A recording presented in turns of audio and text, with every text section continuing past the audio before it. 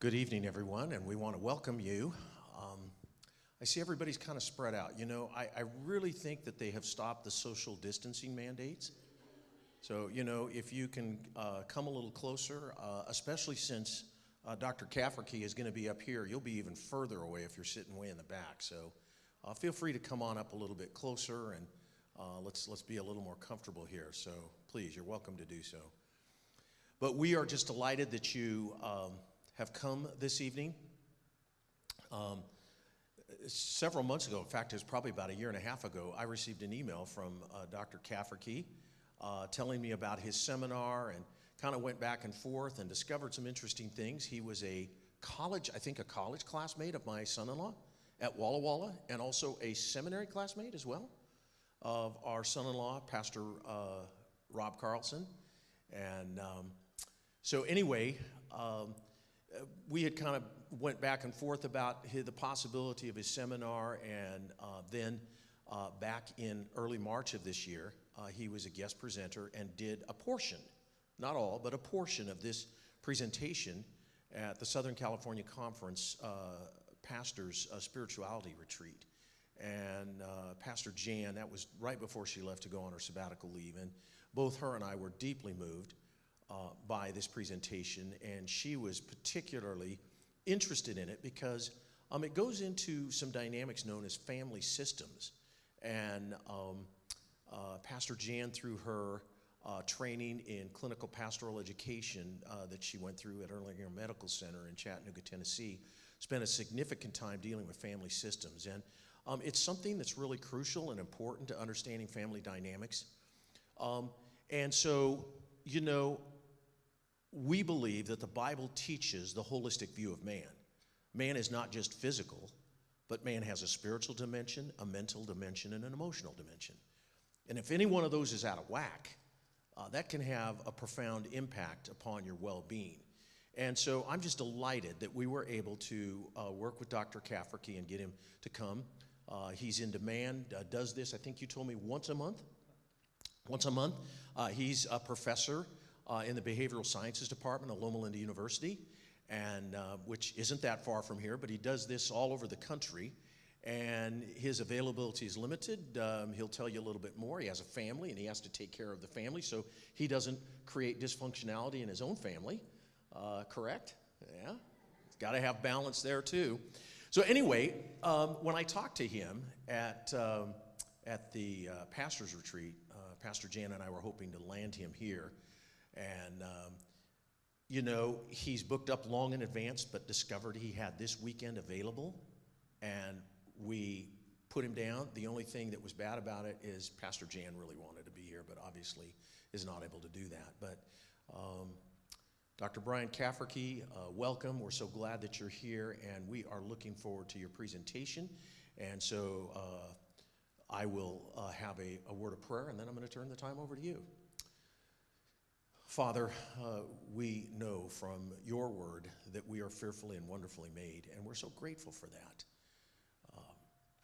But we realize that there are times in our lives that some things can get out of balance, and that can create some challenges and frustrations for us and for our entire family. Tonight and throughout this weekend, we're asking and praying for your presence, and just asking us to give us clarity of mind so we can put together the pieces that we can be functional in our families, that we can pass on a heritage to our children and our grandchildren that will be good, and most of all, something that is in harmony with you. So we just ask your blessing upon this time this evening. In Christ's name we pray. Amen. Amen. Thank you. Great. Welcome. We might need a microphone at the very end when I have some questions and feedback, but here, and we'll make those available. So yes, folks, just to let you know that we did not advertise this as being live streamed, but there are some, because we really wanted people. The best thing is to have people come here in person, and also I'm sure that Dr. Cafferkey is going to say something about this, but each one of his presentations build on each other. So you know, for people that come Saturday afternoon and don't hear this, it's better than not coming at all, but it's best. It's like watching, I don't know, what are some of those Star Wars or whatever, and getting in on a later edition rather than the early ones or something. You know, you want to build on each other. So important. But it is being live streamed for those who are not able to be here, and there are some who can't. So just to let you know that when we do have the Q&A session, it would be helpful for you to raise your hand so we can get a microphone so everyone can hear. And I just remembered about 5 minutes into the presentation, we'll actually be doing some questions. So I want to make sure I can teach them something. I want to make sure they're understanding what's happening. Okay, good. Great. So I'm going to need some help with some microphones here, Jay. Perfect.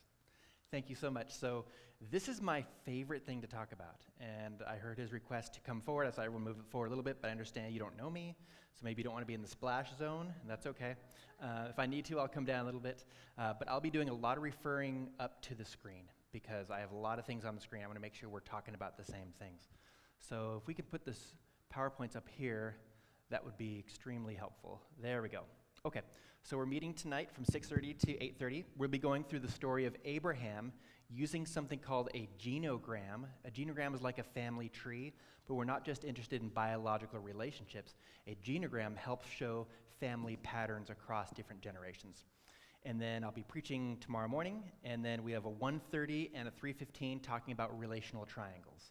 So that's the plan for this weekend.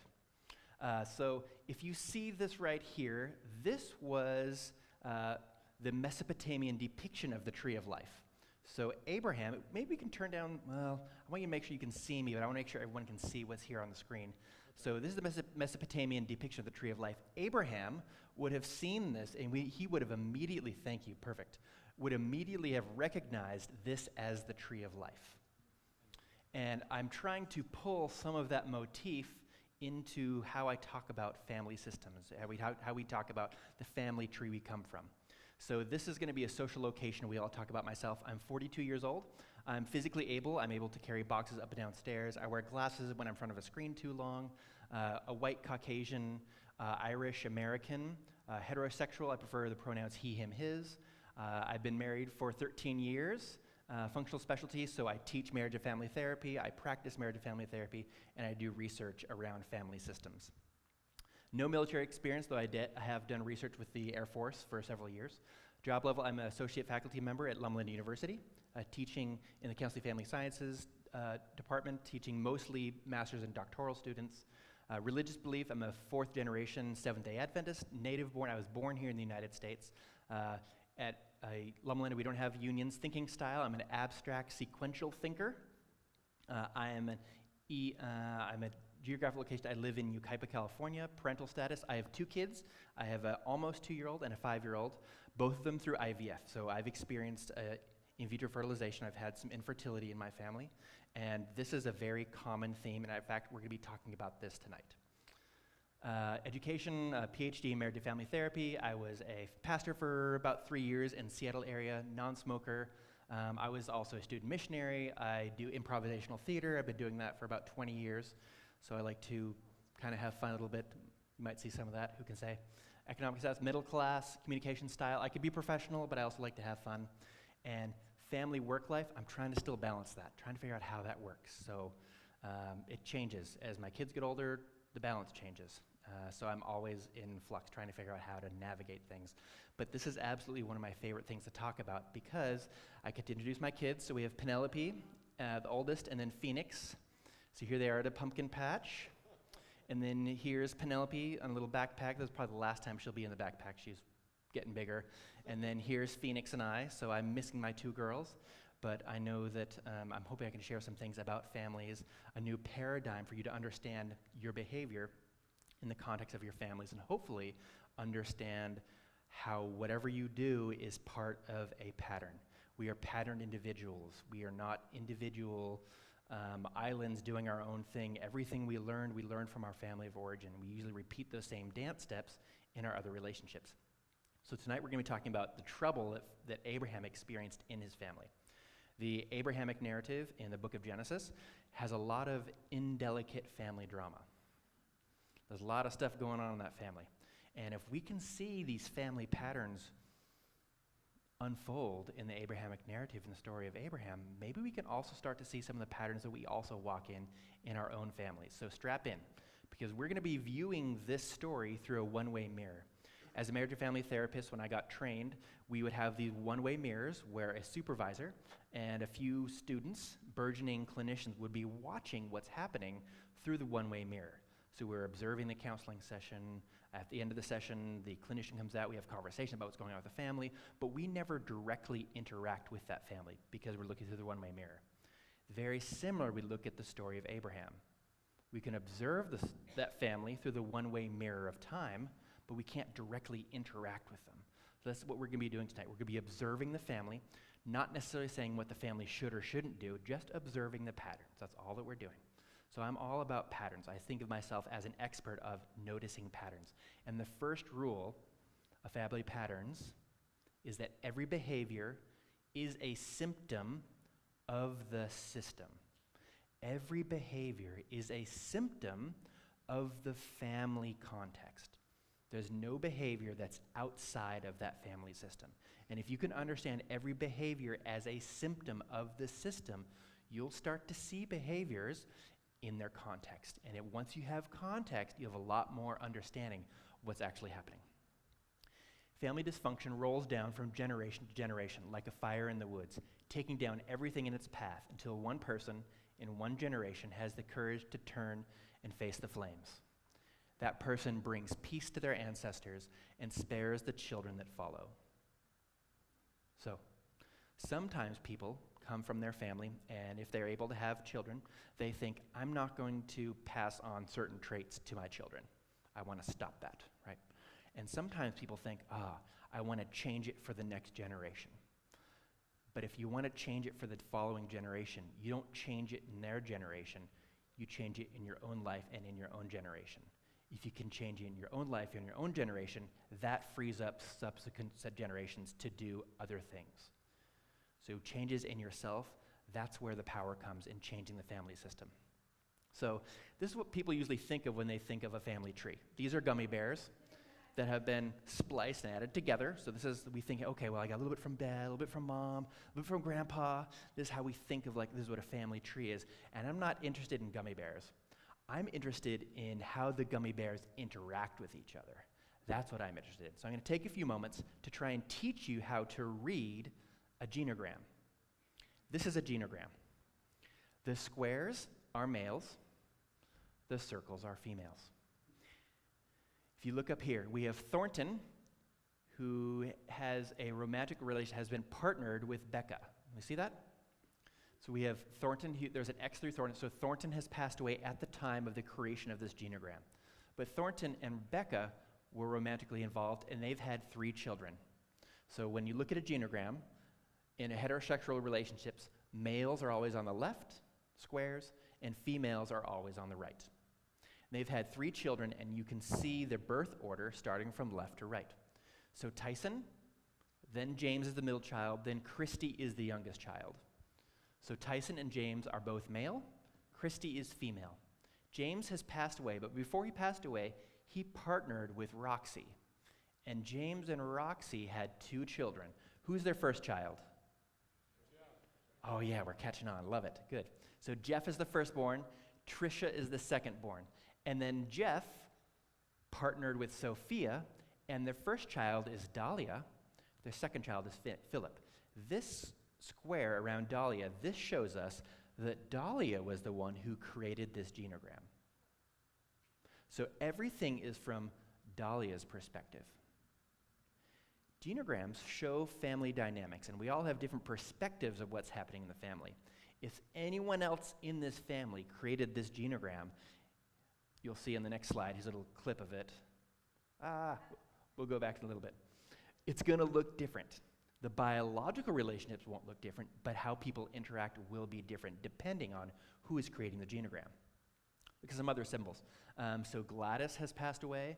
We don't know who the biological father is of Roxy. We only know the biological mother's names. These 2 hash marks through here shows there's been a divorce between this person, or at least severing of the relationship between this individual and Gladys. We know Ricky has passed away. Ricky and Catalina had twins, Roberto and Martin. Martin has passed away. You know they're twins because the lines start at the same exact spot. We're going to see some twins in the story of Abraham, so trying to clue you into that. Roberto partnered with Karina, and here's Sophia, Emily, and Damien. If you say a circle with a triangle through that, that means Trisha identifies as lesbian. So she's partnered with Hannah, and they've had a daughter, Julie.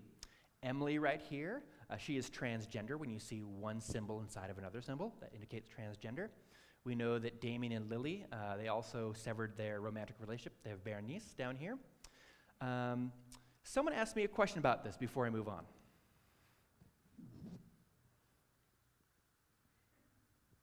Okay. Great. Oh, Phil's gonna have to move around on his knee. Here you go. How's adoption labeled? Love it. Love it. Good question. Adoption is labeled. There are going to be some dotted lines coming through and then attaching here.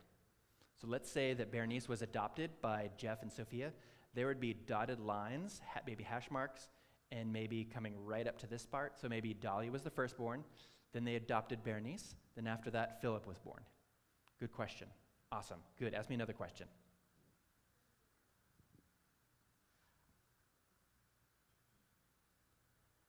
There's a hand back here. You said Trisha and Hannah, and they had Julie? Yes. Uh-huh. Where did... Good question. There are specific signs I did not put up here for in vitro fertilization. There are specific signs here to look at. So we do not know who the biological father or sperm donor is of Julie. We do not know that. How are we feel? Raise your hand if you feel like you have a general understanding of how to read a genogram. So I see some hands. Okay. If you don't have your hand raised, is there something else you'd like to learn before we move on? I'm seeing no hands, so I'm going to take that as a secret sign between you and me that I should go to the next slide. So here we go. This is where it gets exciting. Where it gets exciting. Okay, take a little breath. If you ever get lost, you can always look at the legend on the bottom left. So we're going to talk through the symbols first and then apply them. So 2 green lines, that indicates a close relationship. 3 red lines means diffuse relationship, means they're close, but in an unhealthy way. They're in each other's business. They're too close. There needs to be a little bit more space. If there's this red line that's jagged, there's conflict between 2 individuals. If there's a blue line with an arrow, that indicates some sort of abuse. If there's a dotted gray line, that shows emotional distance. Just a little bit of distance between you and me. And if you see this dotted red line with these hash marks in the middle, that means emotional cutoff. Emotional cutoff means there's too much tension between you and me, and I need a break from this relationship. Meaning, we might come together for Christmas, but we're not going to have a lot of conversation. And we're probably not going to spend a lot of time outside of those holiday seasons because there's too much tension between us, and so I need to cut off from you emotionally. Let's start applying this. So we see Thornton has had emotional cutoff before he passed away from Becca, and there's emotional distance because of the emotional cutoff between Tyson, James, and Rebecca, but Becca and Christy are really, really close. A fused relationship. James is distant from his firstborn son, and he's cut off from his daughter, maybe because she identifies as gay or because of other reasons, who knows? Because James is also cut off from his biological mother, so maybe he has some difficulty interacting with someone identified as female, I'm not sure. Looks like Gladys has abused Roxy, and Roxy's in the middle of a lot of difficulty, right? Roxy is perpetrating abuse towards Christy, some sort of abuse towards Jeff, as well as towards Trisha, and there's a lot of conflict on this side of the family, so Roxy is the hub of a lot of dysfunction, right? And it could be really easy to say, Roxy is the problem.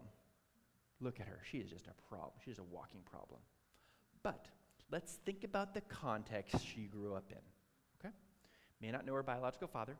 She was abused by her biological mother, so maybe she doesn't necessarily understand what it's like to be in a safe relationship. If she doesn't understand what it's like to be in a safe relationship, then there's a chance she might purposefully, maybe without her even knowing, but she's doing things, behaving in such a way. Every behavior is a symptom of the system. So she is just behaving and dancing according to the dance steps she learned in her family of origin. So the way she interacts with other people, she has a very specific playbook she learned from her family. So she is using that same playbook to interact with other people. And raise your hand if you've ever been in a hot tub before, a jacuzzi. Okay, great. Have you ever been outside when it's cold and then stepped into a jacuzzi? So you notice there's a big disparity in temperature, right? And if it's cold outside and you put your foot in a hot jacuzzi, what do you notice? It's hot, but even more hot than if it was like 85 degrees out, right? Because it's so hot. And sometimes that heat can be unpleasant when you first put your foot in there. And maybe this is having safety in a relationship might be a little bit unpleasant for her because maybe she didn't have a lot of opportunity to experience hot water in a jacuzzi, which could be soothing for some people, but for other people it could be pretty unpleasant. There's some tension here. So Ricky and Catalina were close. Roberto and Martin were close. Roberto and Emily are close. There's some conflict between Emily and Sophia. There's some conflict between Dahlia and Philip. We know that there's a close connection between Dahlia and Sophia and a close connection between Jeff and Philip. Look at Jeff, has some emotional distance with his biological father, but he has a close relationship with Roberto. Maybe that's because, hypothetical situation, maybe he did not have this closeness with a male figure growing up, and when he partnered with Sophia, all of a sudden, he was able to have a close connection with his father-in-law. Maybe this person was able to create a safe space. But notice how there's some distance between Roberto and Sophia, and there's distance between Jeff and Sophia. So all of this is just showing what's happening in the family. What else do you notice in this genogram that Brian has not identified so far? What are some things like, oh, this is interesting? What are you seeing in this genogram?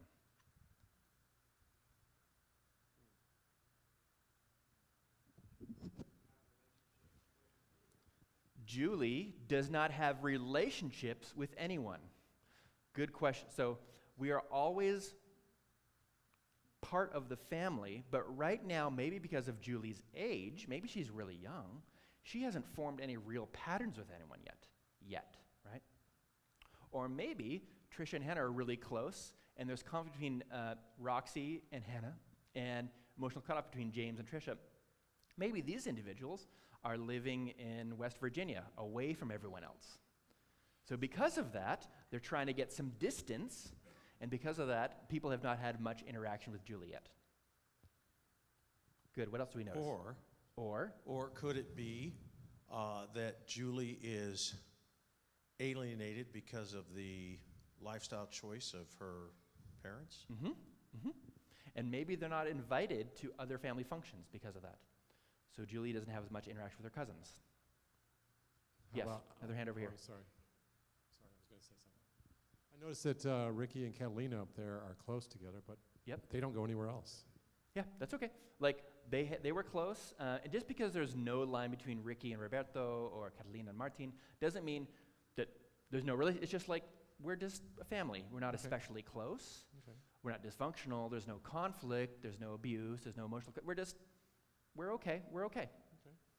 So there doesn't necessarily need to be a line between everybody and everybody else. Good.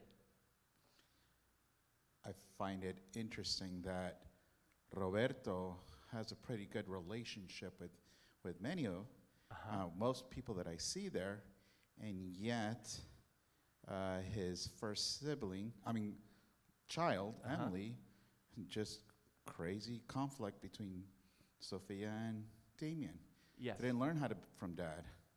So, even though Roberto knows how to maintain good relationships, it didn't really transfer over. Yes. So we are not in control of other people, right? We're barely in control of ourselves on a good day. So we can try our best to model certain things, but we can't make choices for other people. Yeah, hand over here. This is how I get my exercise.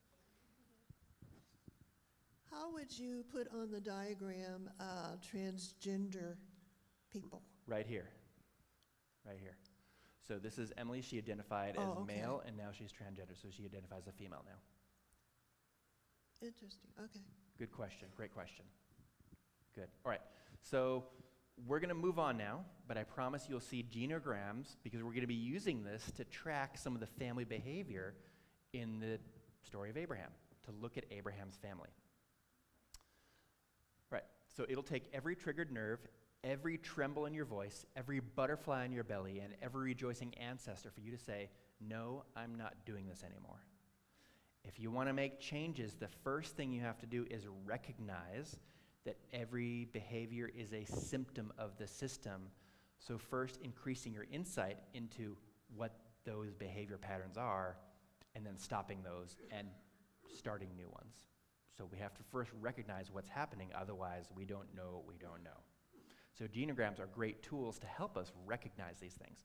I'll be talking about stress and anxiety today, and we experience those physiologically in our bodies very similar, but there is a distinction between stress and anxiety.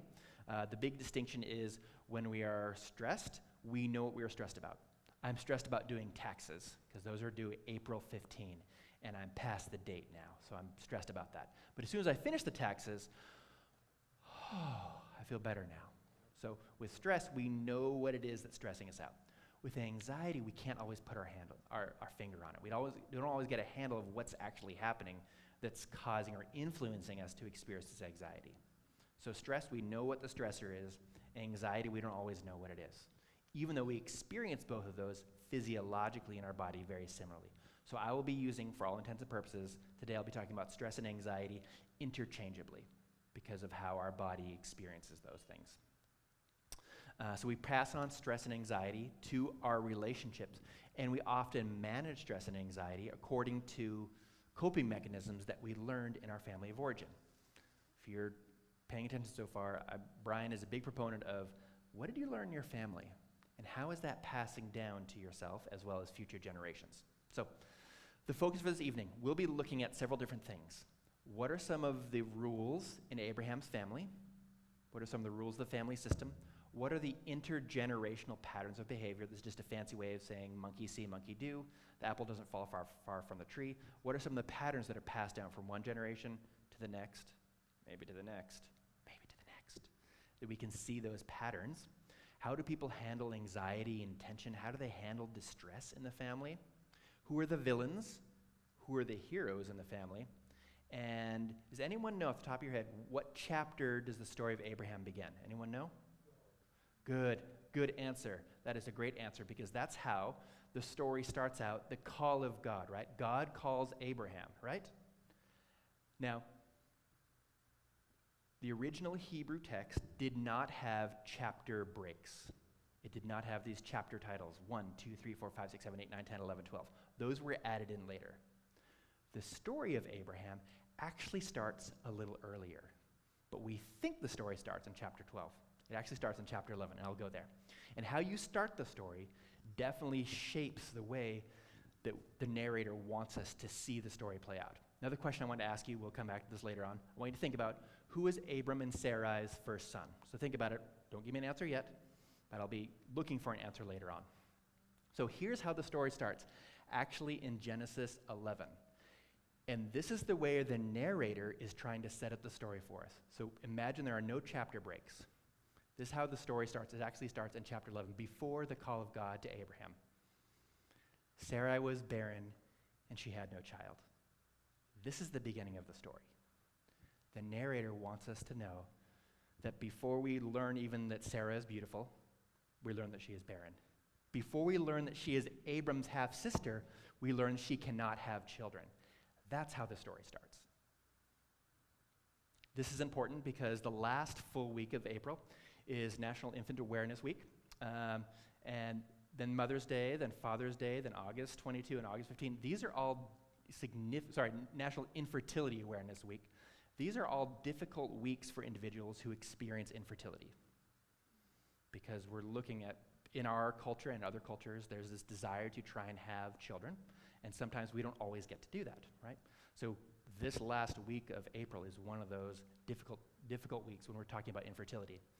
Infertility is disease or condition of the reproductive system, often diagnosed after a couple has had 1 year of unprotected, well-timed intercourse, or if the woman has suffered from multiple miscarriages and the woman is under 35 years of age, or if the woman is over 35 years old and is diagnosed after 6 months of unprotected, well-timed intercourse. In the story we're looking at, Abram and Sarai are over 35 years old. Twice as much. And yes, you can say, well, Brian, they might have lived longer then. Okay, so if they live longer then, maybe you double their age compared to what we usually live, and you double 35, and you come right about this age range. So this couple is experiencing infertility.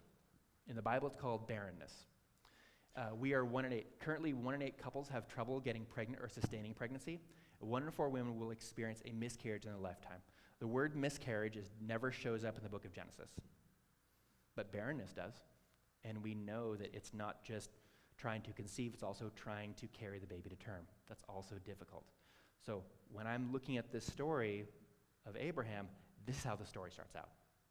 Sarah is not able to do this, and this is difficulty. And because of that, God calls them, and listen to the language that he used to hook Abraham and Sarah into this. Go forth from your country, so the land, and from your relative, family, and from your father's house, family, to the land, which I will show you. And I will make you a great nation, family, and I will bless you and make your name great in your family. And so you will be a blessing, and I will bless those who bless you, and the one who curses you I will curse. And in all the families of the earth will be blessed. So what are the two big things that God is pushing or trying to highlight for Abraham? Family and land. Okay. This is not the first time that we have come across these two themes. Earlier in Genesis, after the fall, God comes and he talks to Adam and Eve, and we'll start with Adam and then we'll go backwards to Eve. So Adam says, so God says, cursed is the ground because of you, and in pain you shall eat of it all the days of your life. Thorns and thistles it shall bring forth for you. You shall eat of the plants of the field. By the sweat of your face you shall eat bread till you return to the ground, for out of it you were taken, for you are dust, and dust you shall return. So he's talking about land here, right? A lot of land. Now, I don't think he's talking about the pain of blisters and sore back. When you're working hard on the land to try and produce food, where does the real pain come from when you're trying to get food from the ground? Is it stress? Is it blisters? Is it sore back? Is it muscles? Or is it when the ground is not producing food like you want it to? You experience the famine. In fact, every generation in this story, in Abraham's family, every single generation experiences famine. And God has told Adam, this is what's going to happen. You're going to experience the pain of trying to produce food from the ground, and in pain you will eat of it when you're not having enough food. That's what really hurts. Let's look previously what he says to Eve. To the woman he said, I will greatly multiply your pain in childbirth, and in pain you will bring forth children. Your desire will be for your husband, and he will rule over you. So I have never personally given birth. So there's a lot I don't know about it.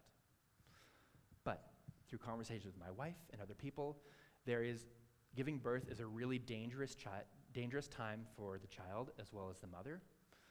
And it can be very traumatic and painful.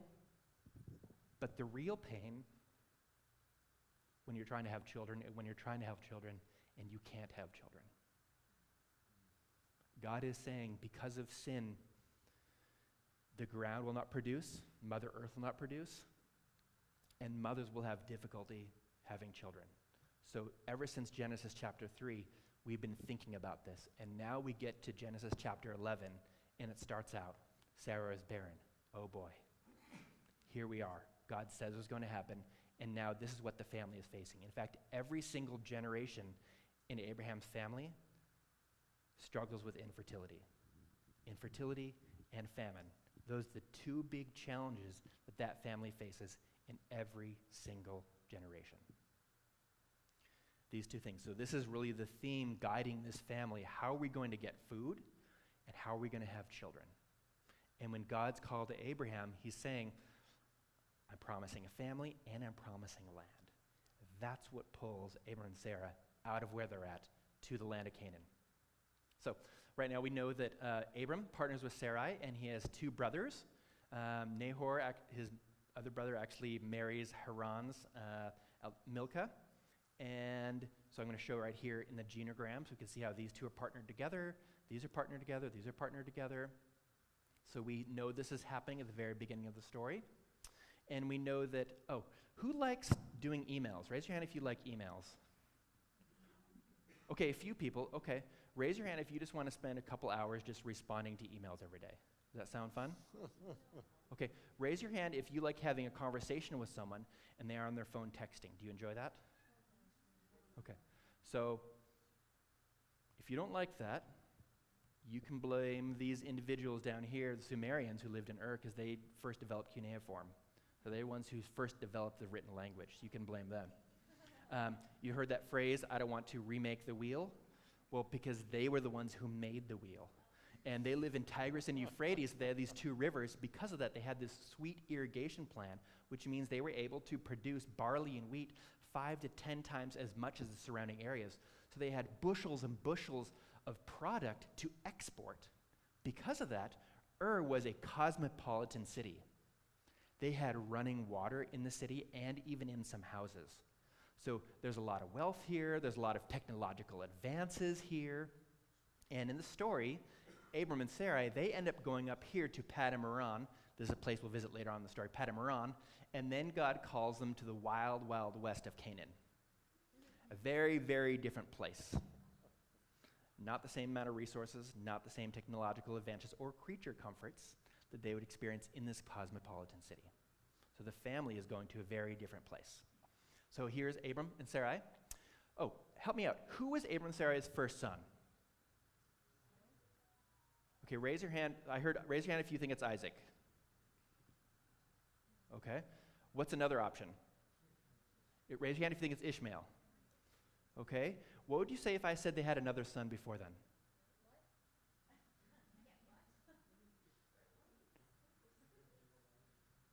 It's in the Bible. And the narrator made it very, very clear who the first son was. So Abram went forth as the Lord had spoken to him, and specifically, Lot went with them. Now, Abram was 75 years old when he departed from Haran. And again, the narrator wants to make sure we understand. And Abram took Sarai, his wife, and Lot, his nephew, and all their possessions set out for the land of Canaan. Later on, so Abram went up from Egypt. This is after Abraham lies to Pharaoh, saying, "Oh, this is my sister." And then Rebekah's taken into the harem.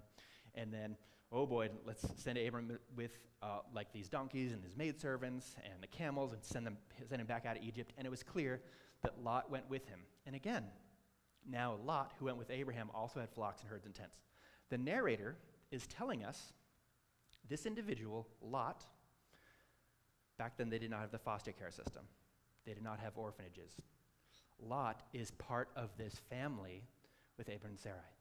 So the first son of Abram and Sarai was this adopted nephew, Lot. That was the first son. So I had like this question earlier, well, how do you show adoption? Here's how you show adoption.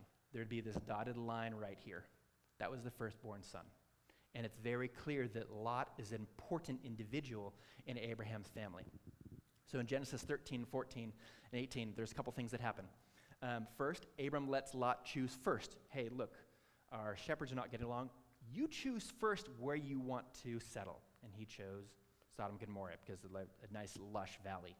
Abraham rescues Lot. If you remember the story in Genesis 14, there are 4 kings from the east that come to this area and say, you need to pay us tribute, otherwise we're going to punish you. And people of the land said, we're not going to pay you tribute. So they take all those people captive. When Abram hears about that, he gathers his other friends, even though he is vastly outnumbered. He chases after them and rescues Lot and those people. He cares about Lot. In fact, in Genesis 18, Abram bargains for Lot's life with God, right? Abram very interested in the well-being of Lot. Yes, he talks to God saying that I am childless and you've not given me any offspring for me. He's talking about biological children, but it's clear he has adopted Lot as his firstborn son. Later on in the story, we have this sweet idea from Sarai saying, hey, I'm still barren. It's been a long time. Can we have a creative solution? How about you take Hagar and maybe we can have children through Hagar? And Hagar runs away after she becomes pregnant. There's some tension between these individuals. And the question I have is, typically here in Judeo-Christian land, we talk about Sarai as having not very much faith, right? If she had had more faith, then she wouldn't have roped Hagar into the mix. Have you heard this sort of thing before? Like, Sarai's the bad person, right? In subsequent generations, so Rebekah, as well as Leah and Rachel, they had a maidservant come with them when they got married. Why? To help out with infertility. There's no mention of Sarai having a maidservant until they leave Egypt, and now she has a maidservant. So what if using maidservants to help was just the IVF of the day? Does it cause dysfunction in the family? It does. But everyone is interested in, how do I have children, right? And it wasn't when Sarai suggested this to Abram would go, what? I have never heard of this before. We must be the only people on earth who've thought of this. No, it was more like, okay, that makes sense, right? This was an accepted practice to help out with infertility. Yes, the Bible has some certain things to say about polygamy, but when I'm reading this narrative, the narrative is not as much about polygamy as it is about trying to have children. So who's the biological child of Hagar and Abraham? Ishmael, good. Who's the biological child of Sarah and Abraham? Isaac, good. And we seem to make a really big distinction between, well, Ishmael was with Hagar and Isaac was with Sarah, right? Two different mothers. Anyone remember later on in the narrative, the 12 sons of Israel? Does anyone remember which 12 sons came from Leah or Rachel or Bilhah or Zilpah? Anyone know? With confidence?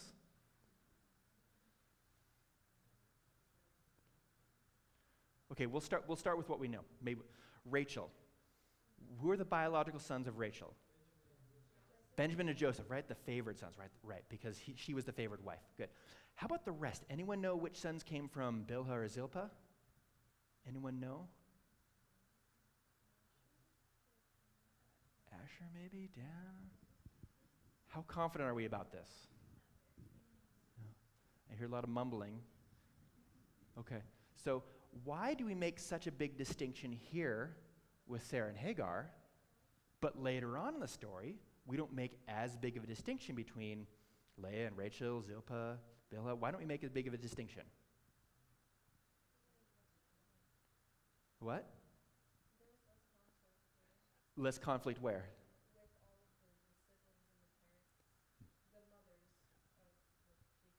Maybe. There might be less conflict. We know there's conflict between Hagar, nice job in the transitions, with Hagar and Sarai, but we also know there's also conflict down the road between the biological mothers in the family, right? So in each time there's conflict, there's a hand back here with a microphone. Yep. I would say because Abraham was the patriarch, and he's the head of the family, the king, so to speak. Yep. Big Daddy. And Sarah is his wife. So she was Abraham's consort.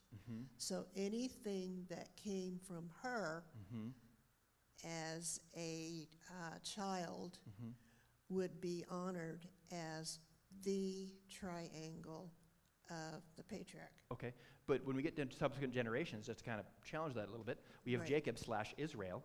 He's now the patriarch, Yes. right? And we have Rachel and Leah. They're the matriarchs now. But we don't, and their maidservants, Zilpah and Bilhah, we don't make as big of a distinction between which children came from them. We make a big deal here, but we're not consistent with it down the road. In fact, we're not like, oh, they should definitely not have brought Zilpah and Bilhah into this. That's a bad move. It's like, oh, that makes sense. They're trying to have kids. So I think in our minds, something shifts. And if you're interested, here's the list of which children came from which mothers down the road. Is that something you want to memorize down the road? So let's look at Zilpah, Gad and Asher, Bilhah, Dan and Naphtali. So these 4 tribes came from the maidservants, but we don't always make that big of a distinction. We do it with Hagar and Sarah, but not with the others. Okay, so we know that Hagar is running home. She's trying to run away back down to Egypt, and the angel of the Lord comes and says, no, go back, because you will be having a child, and God will bless you as well. So Hagar gives birth, and it's clear that Sarai is not mentioned when this person gives birth, because it's very clear that Sarai is saying, that is not my baby. It was my idea, but I changed my mind. That is not my baby anymore. Very, very clear. So there are some name changes. Now we can say Abraham and Sarah. Oh, good. Name changes. There's more circumcision. There's more infertility happening in Genesis 17. And this is where Abraham bargains with God. Well, what if there's 50 people? What if there's 40? What if there's 30? What if there's 20? Maybe there's just 10 people, basically Lot's family. If there's just 10 people, will you save Sodom and Gomorrah? Abraham is very interested in saving Lot. In fact, we know that Abraham is not a morning person. Do you know that? Abraham is not a morning person. There are 3 times in the story where Abraham gets up early in the morning. And we'll go in reverse order. Here's the last time Abraham gets up. In Genesis 22, verse 3, this is before the binding of Isaac, before Abraham takes Isaac up to the mountain to sacrifice. The narrator slows down, and we see this gentleman who is in a wealthy family doing menial tasks. And the narrator slows it down very slowly so we can observe what's happening. And Abraham rose early in the morning and saddled his donkey and took 2 of his young men with him and Isaac his son, and he split wood for the burnt offering and arose and went to the place which God had told him.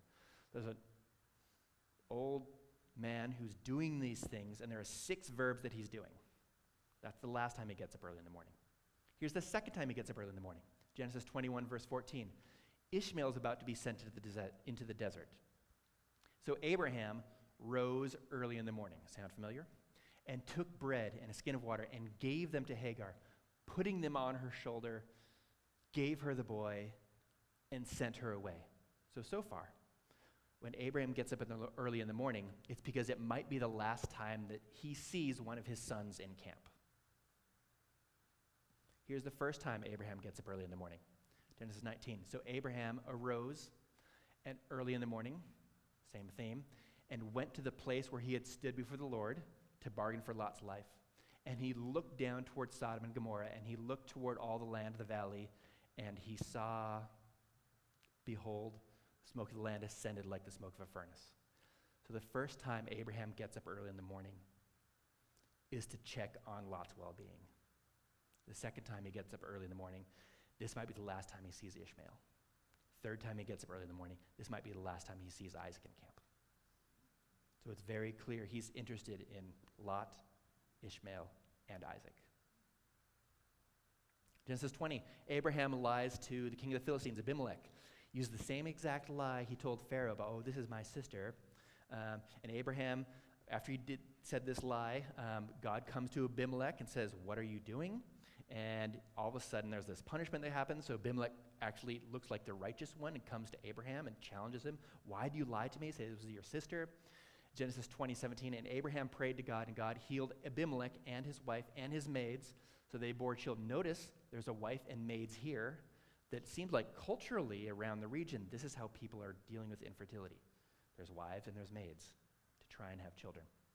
Genesis 20:18, for the Lord had closed fast all the wombs of the household of Abimelech because of Sarah, Abraham's wife. Everyone is desperate to have children in this story. Even fringe characters, people are radically concerned about how are we going to have children. Infertility and barrenness is real. How are we going to get through this? Just like famine is real. How are we going to get through this? There are big decisions that families have to try and make to overcome this. So we know that Hagar and Ishmael are sent off. They're sent away, which simplifies some of the dysfunction in this family, and every behavior is a symptom of the system. So we'll see this show up later on down the road and how this impacts the family. Genesis 22, the binding of Isaac. So we're not going to spend too much time there, but Abraham brings Isaac up to the mountain. God provides a ram, and then Abraham comes back down the mountain. And then there's this little interlude right after this mountaintop experience where the narrator says, now hold the phone. You need to know something.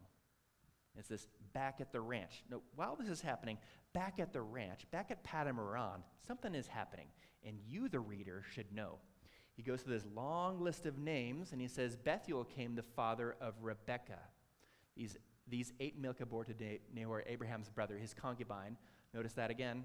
There's someone else giving birth, not just a wife, the concubine, whose name was Remuah, and bore Tibah and Gaham and Tash and Mecah.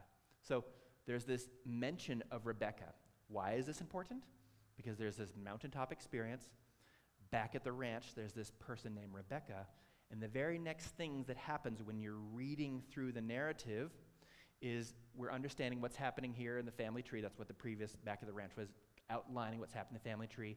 Next thing we know, Sarah passes away. That's the very next thing that happens. This is interesting to me because we have Abraham returning with these young men, and they arose and went together to Beersheba, and Abraham lived at Beersheba. So where's Abraham? Beersheba. There's the back at the ranch with Rebekah.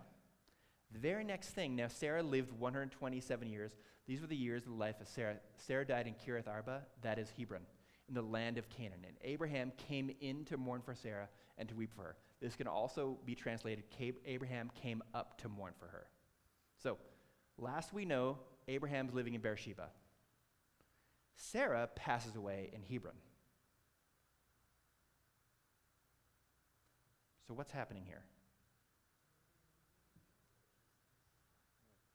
There's a couple things.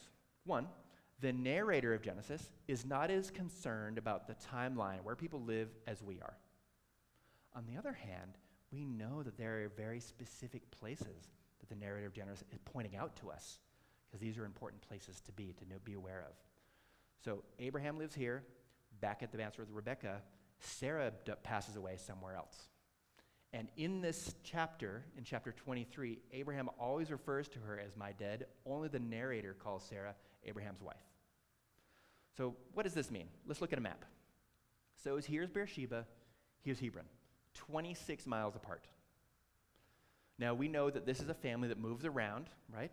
They have flocks, so maybe they're just moving around to try and get more food for the flocks. Right? That's one possibility.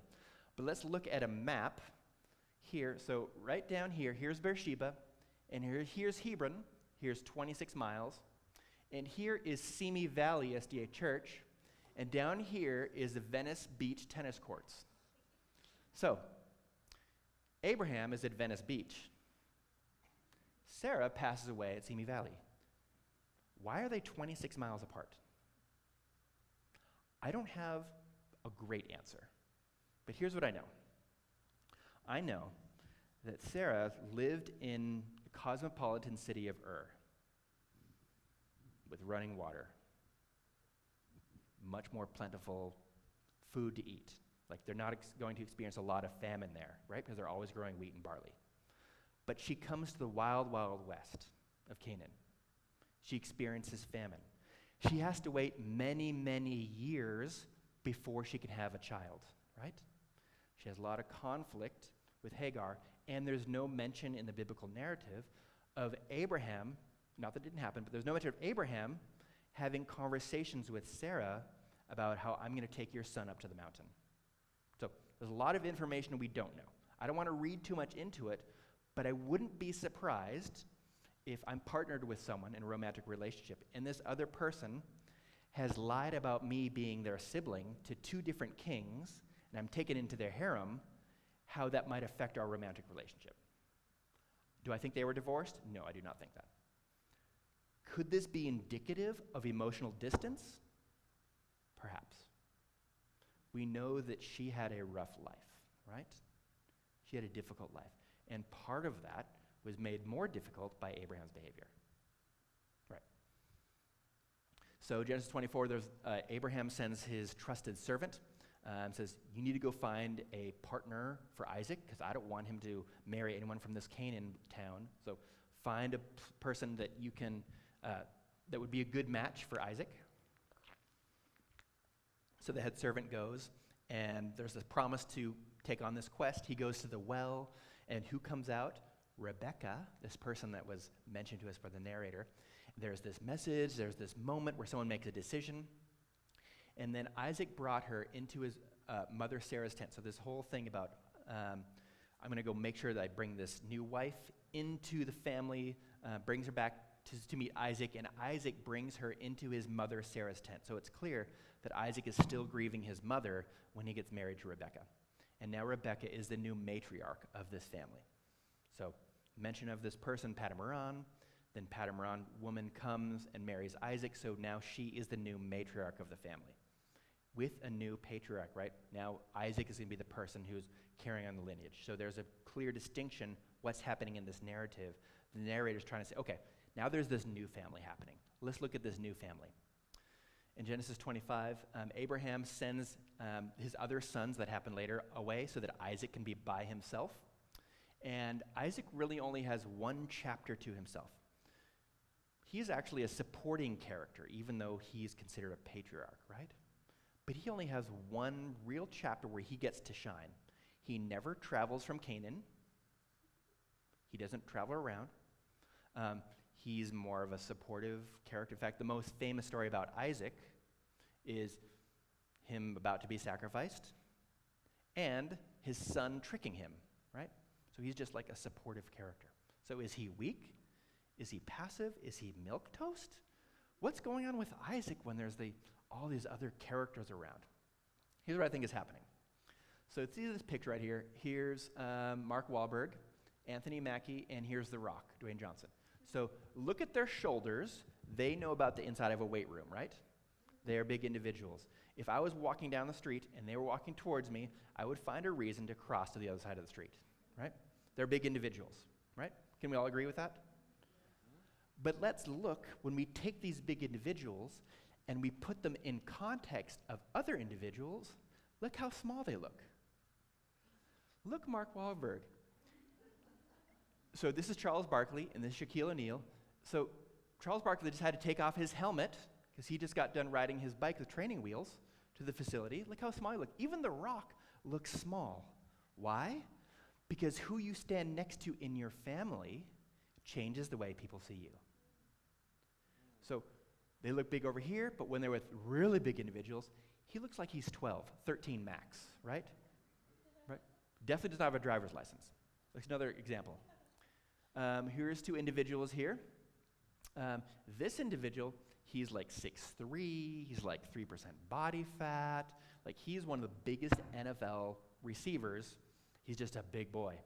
But look at him next to, passes away, and we know a little bit about Ishmael. Ishmael is the defiance of all of his relatives.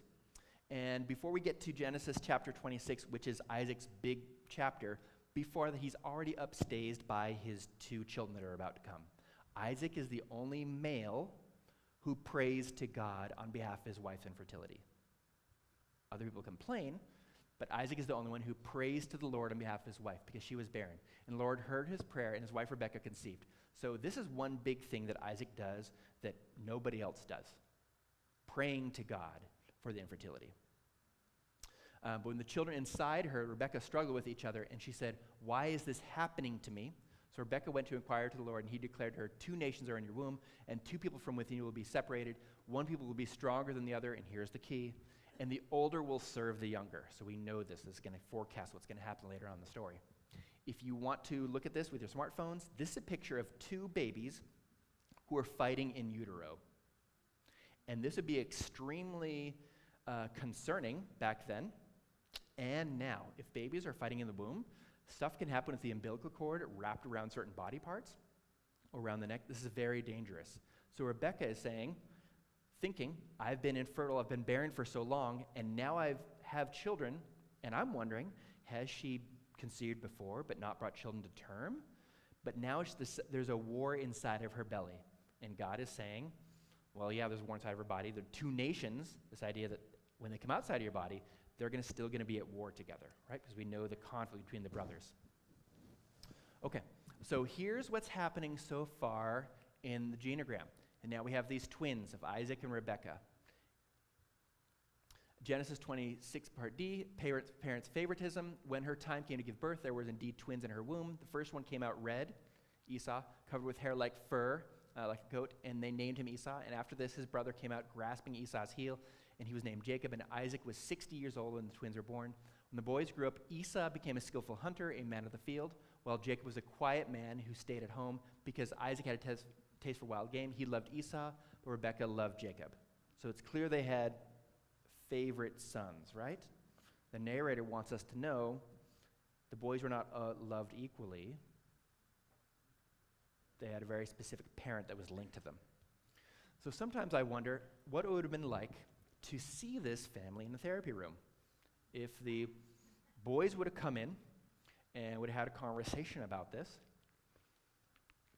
But why is there so much conflict? Why are you always trying to one-up your brother? Well, I was born grasping my brother's heel. That's just the way I've always been. But every behavior is a symptom of the system. And this was okay having conflict between the brothers. Why is this okay? If you look at the previous generation, we know that Ishmael was Isaac-ing Isaac, and that was the whole reason that Sarah said, send this boy and Hagar away. So we know there's conflict between the brothers. In fact, conflict between the brothers is not new to the story of Genesis here in chapter, 25. We know earlier in Genesis there's some conflict between Cain and Abel, right? So this brotherly conflict is actually happening way back at the beginning of Genesis. And now we're seeing the same sort of conflict in future generations. Swear to me first, Jacob said. So Esau swore to Jacob and sold him the birthright. Then Jacob gave some bread and lentil stew to Esau, who ate and drank and then got up and went away. Thus Esau despised his birthright. So there's this story of Esau coming in from the hunt, and he's famished. And we see Jacob there, and he has this pot of stew and some bread. Now back then, you did not make individual serving macaroni and cheese, right? Or cup of noodle soup, right? If you're cooking, you're cooking, right? So Jacob pulls out a pan of lasagna, kaboom, on the table. Esau comes in, and either everyone in camp has already had their lasagna, or people are going to have the lasagna, and I'm sure Jacob did not charge all of them the same price, right?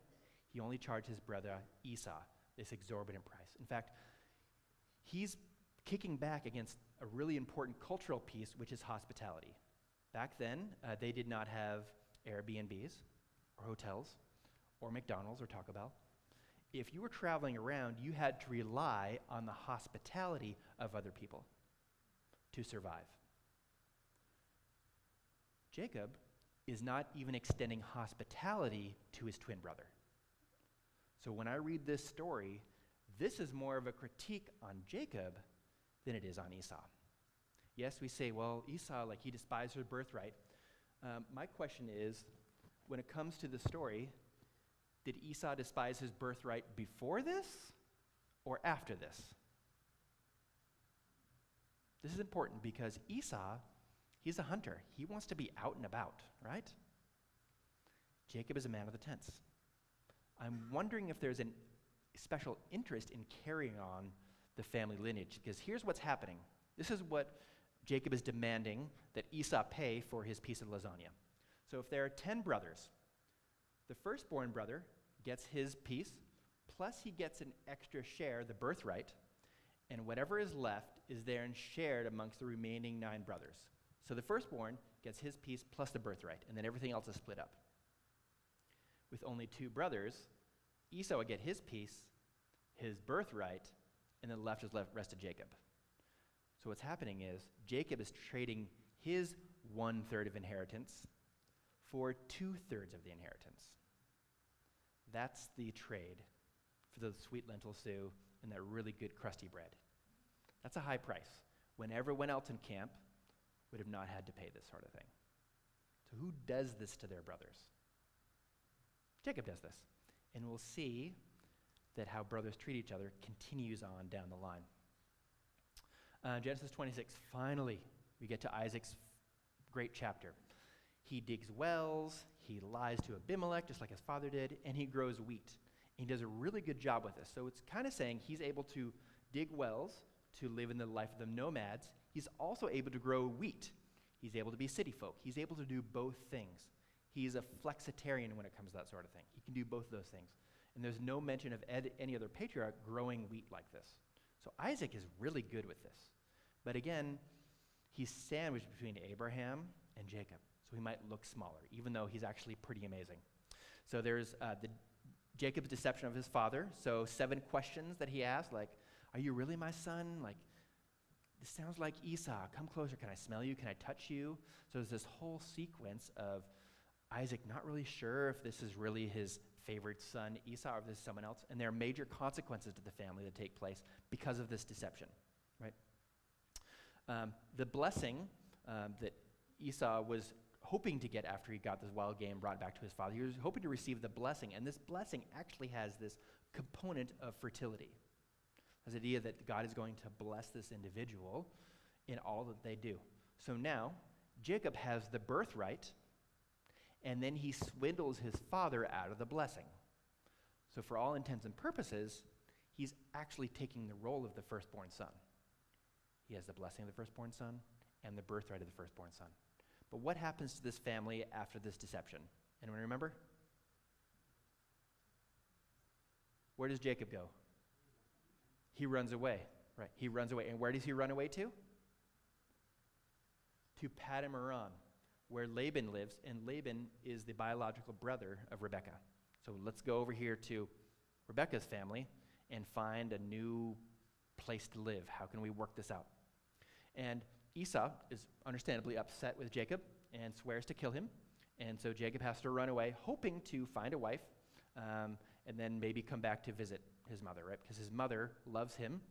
And this is the very last time that Rebekah ever sees her favorite son, because she tried to have him swindle her ailing husband and trick him out of the birthright, the blessing. So now Jacob has to flee back to this place of Paddan Aram.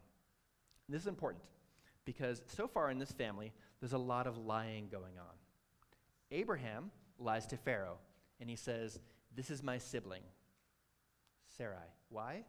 To save his own skin. Later on, he used the same lie with Abimelech. "This is my sibling." Why did he do this? To save his own skin. And if it's good for the goose, it might be good for the gander. Isaac, to the next king of the Philistines, Abimelech, says, "Oh, me too, this is my sibling, Rebekah." Why? To save his own skin, right? But let's just see what happens in next generation. They took it up a notch, and Jacob, prompted by Rebekah, lies to Isaac, saying, "I am my sibling," right? "And here is my skin," right? But notice, Rebekah is operating out of a certain playbook, and it seems like Laban has the same exact playbook, because Leah, prompted by Laban, lies to Jacob, saying, "Me too, I am my sibling, and here is her skin." So this family is clearly using the same script with how do we lie to people. And it always has to do with a sibling and who's who. That seems to be really important in this family. We know that God blessed tender-eyed Leah. In fact, she names her children in specific order about her desire to have her husband pay attention to her. And finally, when she gets to Judah, she changes the names that have focused on her husband. She says, "Okay, this one is Judah. This time I will praise the Lord." So there's an emphasis, instead of how do I get my husband to pay attention to me, there's an emphasis on how God has blessed me. There's been a shift for her. This is important because Leah had more children than Rebekah, even though Rebekah was clearly the favored wife, right? It was clear that Jacob worked for 7 years, was tricked, married Leah, and then talked with Laban. Laban said, "Well, you can marry Rebekah, but then you have to work for another 7 years." So 7, married twice. Rachel. Married Leah, then married Rachel. So 7, married twice, 7 more years. So a lot of effort going into Rachel. Infertility wars between the two daughters. In Genesis 30, now in the days of wheat harvest, Reuben went and found mandrakes in the field and brought them to his mother Leah. Then Rachel said to Leah, "Please give me some of your son's mandrakes." But she said to her, "Is it a small matter for you to take my husband? And would you take my son's mandrakes also?" So Rachel said, "Therefore, he may lie with you tonight in return for your son's mandrakes." So what's happening here? Reuben goes out, finds mandrakes, brings them to his mother, Leah. Rachel hears about it, says, "Give me those mandrakes." And Leah says, "Well, you want the mandrakes, but you've already taken my husband from me?" So what's going to happen here? There's this transaction that happens between these two sisters. And it all has to do with mandrakes. Does anyone know what mandrakes are? Neither do I. No. Okay. We'll talk about it. Okay. Mandrakes are important because they're all about fertility. Here's what mandrakes are. Here's the flowers and the fruit. But look at the roots. These roots are very anthropomorphic, right? You can see the body, the torso, you can see the limbs. So imagine pulling this out of the earth and seeing the roots that look like this. And many cultures, these mandrakes could have been worn as an amulet to help them get pregnant. You can also cut these up and put them in boiling water, so to create an herbal tea, and that's also going to be an aphrodisiac. But there's also a certain component about these mandrakes in that they are deliriant, hallucinogenic tropane alkaloids. Is there any pharmacist here? No pharmacist? Okay, so these are drugs. These are drugs. Deliriant, hallucinogenic, tropane alkaloids. So what is happening here? Leah has a difficult decision to make. Wow, I got these infertility drugs to help me, but I don't have access to my husband. Do I trade these drugs to my sister so I can have access to my husband for one night? But I don't have the drugs to help me. She's between a rock and a hard place. Rachel is pimping out her husband for drugs. That's what's happening here, right? That's what's happening. And we laugh because it's a little silly, but that's what's happening in this family. There's a pastoral proverb, I was swift in my revenge, I only waited 100 years. Jacob has married Leah and Rachel, and now he's going to run away from Laban. And the question is, when he gets back, how will Esau respond? Because Esau previously has vowed to kill his brother. How is Esau going to respond to him? So when Jacob returns, he sends like his wives and his maidservants and his servants and his animals ahead of him to try and butter his brother up, right? Jacob runs to his family in Canaan. He's caught by Laban on his way out of town, and Laban stops him and says, "Whoa, you took the family idols." And Jacob says, "What? I did not take the family idols. I swear to you, you can look everywhere." So Laban looks around, and he comes to a certain tent, and inside the tent is Rachel, and Rachel is sitting on a saddle of the camel, and Laban comes in, and Rachel says, "Oh, you can't come in because I'm menstruating right now, and so I'm going to sit right here on the saddle. You got to look elsewhere." But in the saddle were these family idols. So the question is, it's clear that Rachel knew about this, but did Jacob know about this? Because he's been swearing up and down that he did not take them, right? But we also know another story in the Bible with Peter swearing up and down that he does not know who the Nazarene is, right? When he's questioned in the court of the high priest, we know he's swearing up and down he does not know who this man is. I think that Jacob knew about these idols. Why? He's a trickster. And later on in the story, that these idols are mentioned a second time, and Jacob doesn't blow up and go, "Where did these come from?" In fact, there's no mention of it. It's just he buried the family idols. We'll see it. So Jacob's afraid of Esau. He wrestles with God. Israel reunites with Esau, echoing the prodigal son. If you want to look at a story that echoes a prodigal son. In fact, I think when Jesus was telling the story of the prodigal son or the prodigal father, he's referencing what's happening between these two individuals. The reunion between Esau and Jacob is very, very similar to that story in Luke. Then there's the story of Dinah, Leah and Jacob's daughter, who was sexually assaulted. Levi and Simeon get revenge on the town of Shechem because the prince of Shechem comes out and says, "I really want to marry this person." And Levi and Simeon say, "Okay, but your whole town has to get circumcised." Everyone gets circumcised, then they go into swords and kill everybody. And then Jacob says, "You have brought trouble upon me by making me a stench to the Canaanites and Perizzites, the people of this land. We are few in number, and if they unite against me and attack me, I and my household will be destroyed." So Jacob is still interested in preserving his own skin, right? He's not as interested in protecting his offspring. So there's a clear critique about Israel at this point in time. But they reply, "Should he have treated our sister like a prostitute?" So the sons are standing up to protect their sister when the father is not doing so. So I think there are real questions about who Israel is going to be. Is he going to be concerned with protecting this generation or concerned with protecting his own skin? And I think it's fairly clear he's really interested in protecting his own skin. In fact, God renames him Israel a second time. Like, remember, you're Israel now. First I gave the name Israel, and I'm giving you the name Israel again because I want you to realize I'm trying to make you into a new person, because there's a big question in the narrative: who is Jacob/Israel really about? In fact, when you read the story, he goes back and forth between being named Jacob and then Israel, sometimes within the same chapter. Okay, so Genesis 35, Jacob takes and buries the family idols, and there's no surprise at finding them. It's not, whoa, where'd these come from? He just buries them. And then Rachel dies, and as Benjamin is born, so one person leaves the family as another person enters the family. Reuben sleeps with Bilhah, who is Rachel's concubine, Rachel's maidservant, and this is a direct attack on his father, saying, you are not fit to lead this family. So he's trying to claim power. Jacob is renamed Israel. Jacob sees his father Isaac again, but there's no mention of Rebekah. So Rebekah has passed away. And there's a mention in Genesis 36 about Esau's descendants, the Edomites. All right, so what's happening here? I did not put all 12 siblings and Dinah on here. I grouped them by mother, just kind of by order.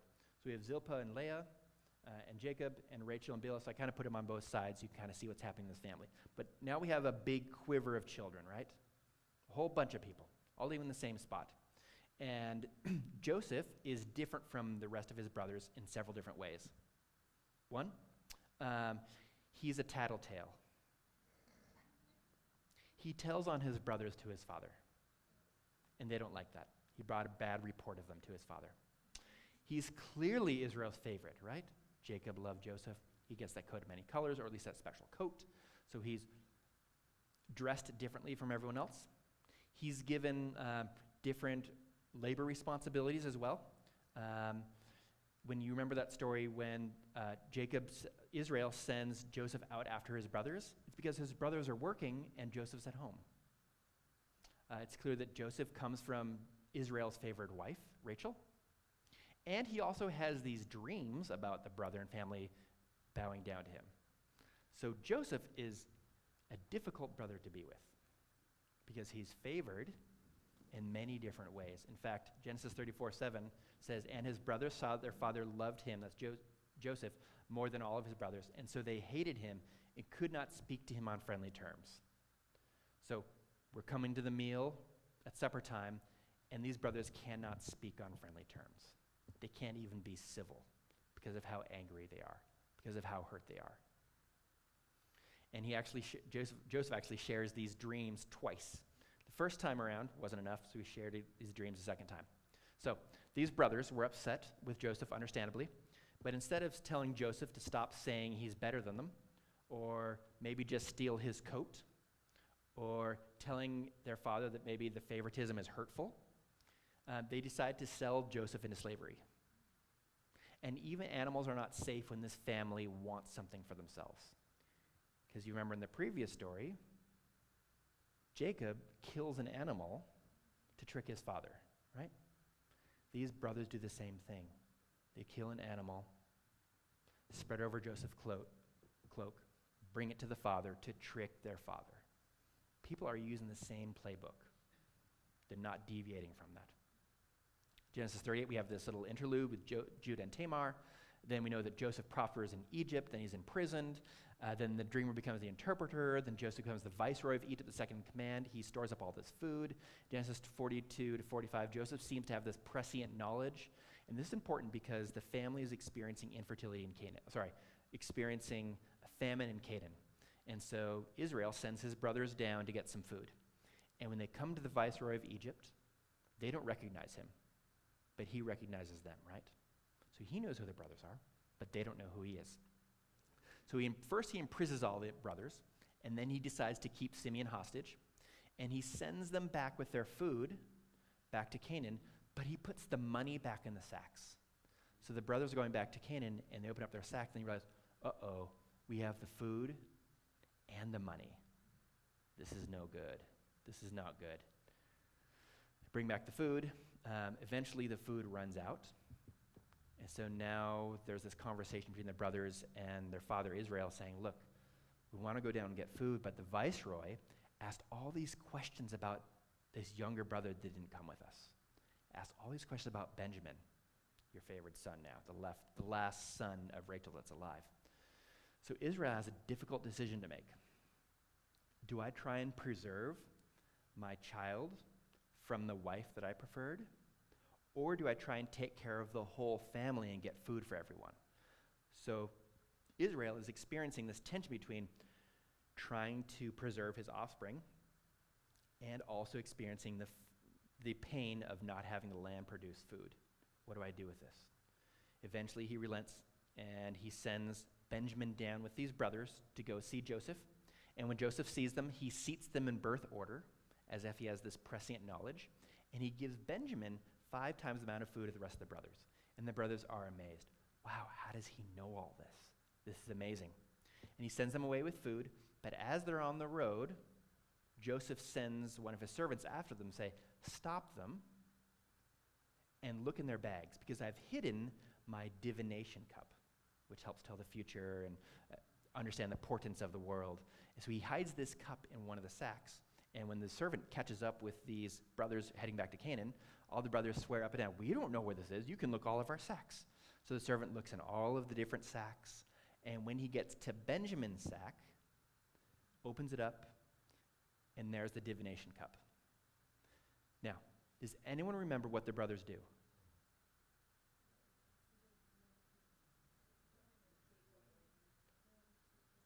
If you a little bit louder, I could hear you. They protect Benjamin. What do you mean?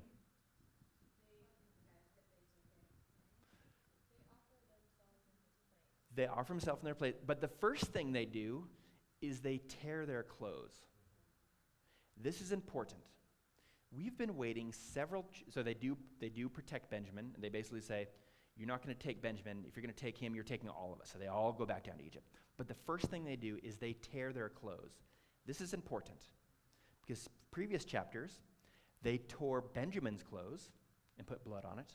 When they bring the news to the father tears his, I say Jacob? Sorry. When they tear Joseph's clothes, they put blood on it, bring it to the father, Jacob/Israel, tears his clothes, but the brothers don't tear their clothes. And now, several chapters later, now the idea of Benjamin being taken away, they tear their clothes. This is important. Because imagine with me that they did not like how Benjamin was treated. Benjamin did not have to go down the first time to Egypt to get food. He obviously had some different responsibilities around the tent hold. And now, their last son from the wife that they did not like, the preferred wife, this last son, Benjamin, is alive. What a sweet cover story. Dad, we tried to come back, but Benjamin stole the divination cup. And there's nothing we could do. I'm so sorry. You lost Benjamin too. A sweet cover story about one of the most powerful individuals of the land who wants to take Benjamin away from the family. But instead, they protest that idea of that brother being removed from the family. And they tear their clothes, say, if you're going to take Benjamin, you're going to take all of us. This is important because I think that Joseph is actually testing the family system. He's testing, if I put this divination cup in Benjamin's sack, how are the brothers going to respond? Because if the brothers are treating Benjamin the way they treated me, Benjamin will come back down to Egypt, and the brothers will wipe their hands of it. But if the brothers are treating Benjamin differently, they will stand up to protect their brother. So he's testing the family system. What's happening in my family right now? Do brothers stick up for each other? Or there's still conflict between the brothers between the sons of Leah and the son of Rachel? That's what Joseph is testing. Okay, so these are the questions we've been thinking about all the way through. And we'll try and find potential answers here. So, what are some of Abraham's family rules? What are the intergenerational patterns of behavior? And how do people handle anxiety and tension within this family? Who are the villains? Who are the heroes? So here's the genogram, and now we'll start to put some interaction lines. These are the individuals who are defiant. So we have Hagar, Ishmael, Esau, and the sons of Leah and Zilpah. Those individuals are defiant. Seeing that so far? Okay. These are the individuals who are liars.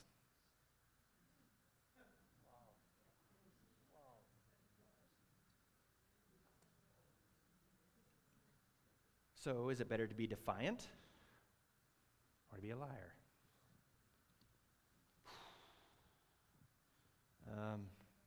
Okay, let's see what other patterns are happening. Here's the conflict in the family. In every generation, there's people who are defiant, people who are lying, and people who experience conflict. In fact, in all of the marital relationships, there's conflict in every single generation. Favoritism towards the younger offspring. Every single generation, there's favoritism towards the younger offspring. Extreme manipulation. So far, does this look like a family you'd want to invite to your Christmas dinner? This is a mess. This family is a mess. But our families are also messes, right? This is not the holy, baptized, perfect family. And the narrator didn't want to hide this. In fact, the narrator was okay with airing all of the family's dirty laundry. I think so we could understand that even imperfect families, God can work with them. We don't need pure families, blameless families, to have a relationship with God or for God to work with them, work his covenant through them. That wasn't necessary for God. A few more things. In every single generation, at least one person is either kicked out of town or runs away. Hagar runs away, then she comes back, and then she runs away, then she's kicked out. So her and her son are kicked out of the family. Next generation, Jacob runs away, right? And then he runs away from Laban. He comes back. And then later on, Joseph is kicked out. So far, the family, when there's too much conflict, this family likes to kick people out of the family. That's one way they resolve distress, right? If I don't like you, too much turmoil, I'm kicking you out. So I wonder, was Abraham running from someone? I don't know. But I know he was running from infertility, because that was a big key point. So he's running from that experience because God had promised him to be able to have children. And there's this unrepaired rift between Ishmael and Isaac. So was this ever repaired between Ishmael and Isaac? No. I mean, they came together to bury their father. But this conflict, this dissonance between Ishmael and Isaac, has that reverberated throughout history? So, I want you to take this, if there's 4 or 5 things I want you to take from tonight. And one of the big ones is, just because you kick someone out of the family, the anxiety does not disappear.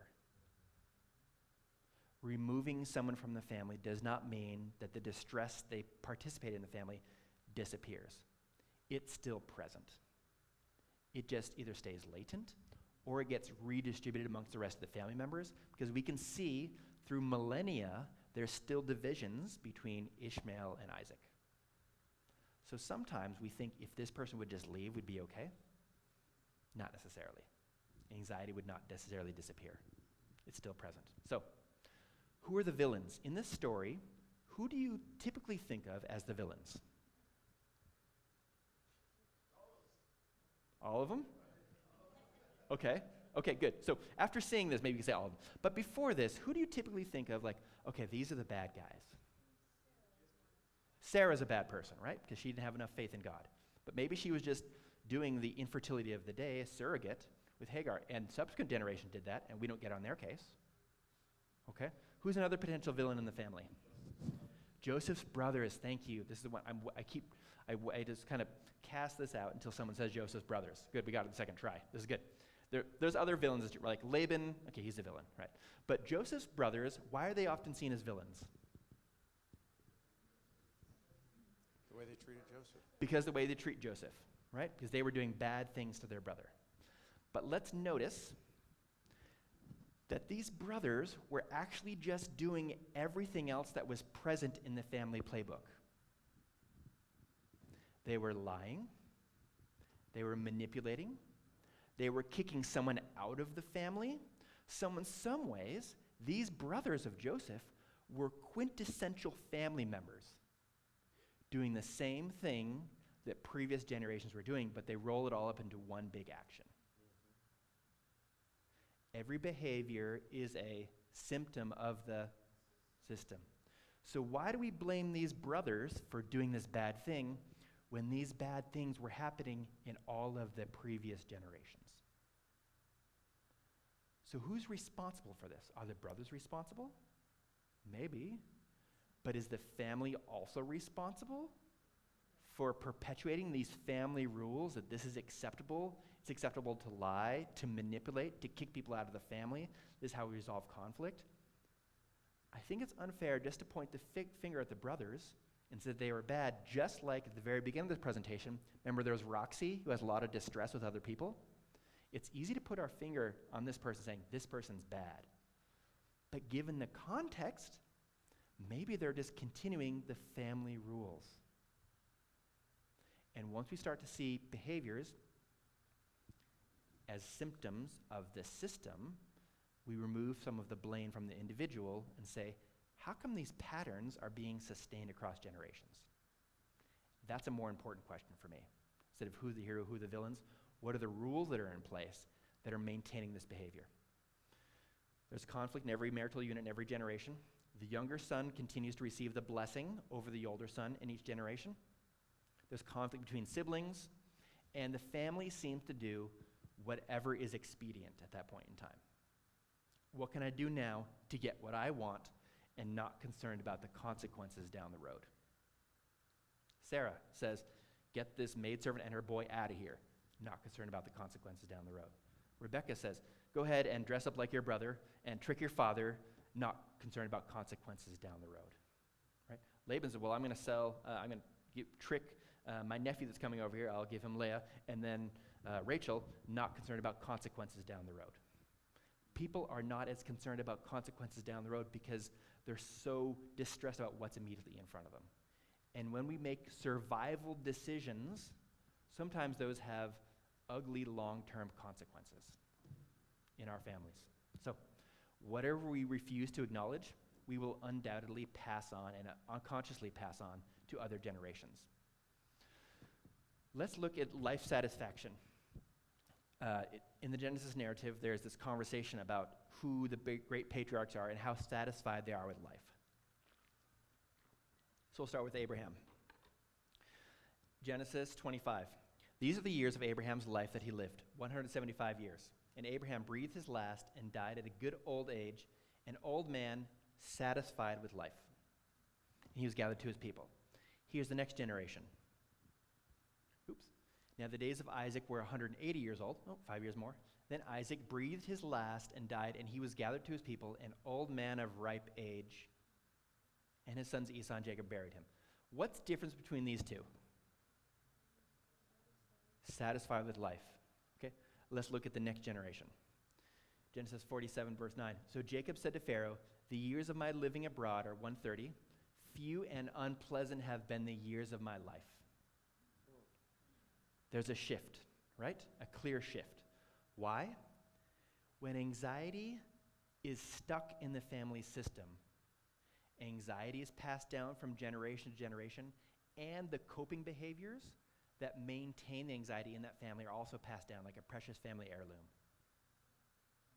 And when this happens, distress and anxiety can run rampant in families unless it's dealt with. If we don't deal with it, we just pass it on, and it gets compounded, and it can affect our life satisfaction. We look at the dysfunction that's happening with Sarah and Hagar, and yes, Hagar runs away, then she comes back, and there's conflict between Ishmael and Isaac, but that just expands even more when we get down the line. Stuff is never dealt with in this family. It's just passed down. It's just perpetuated.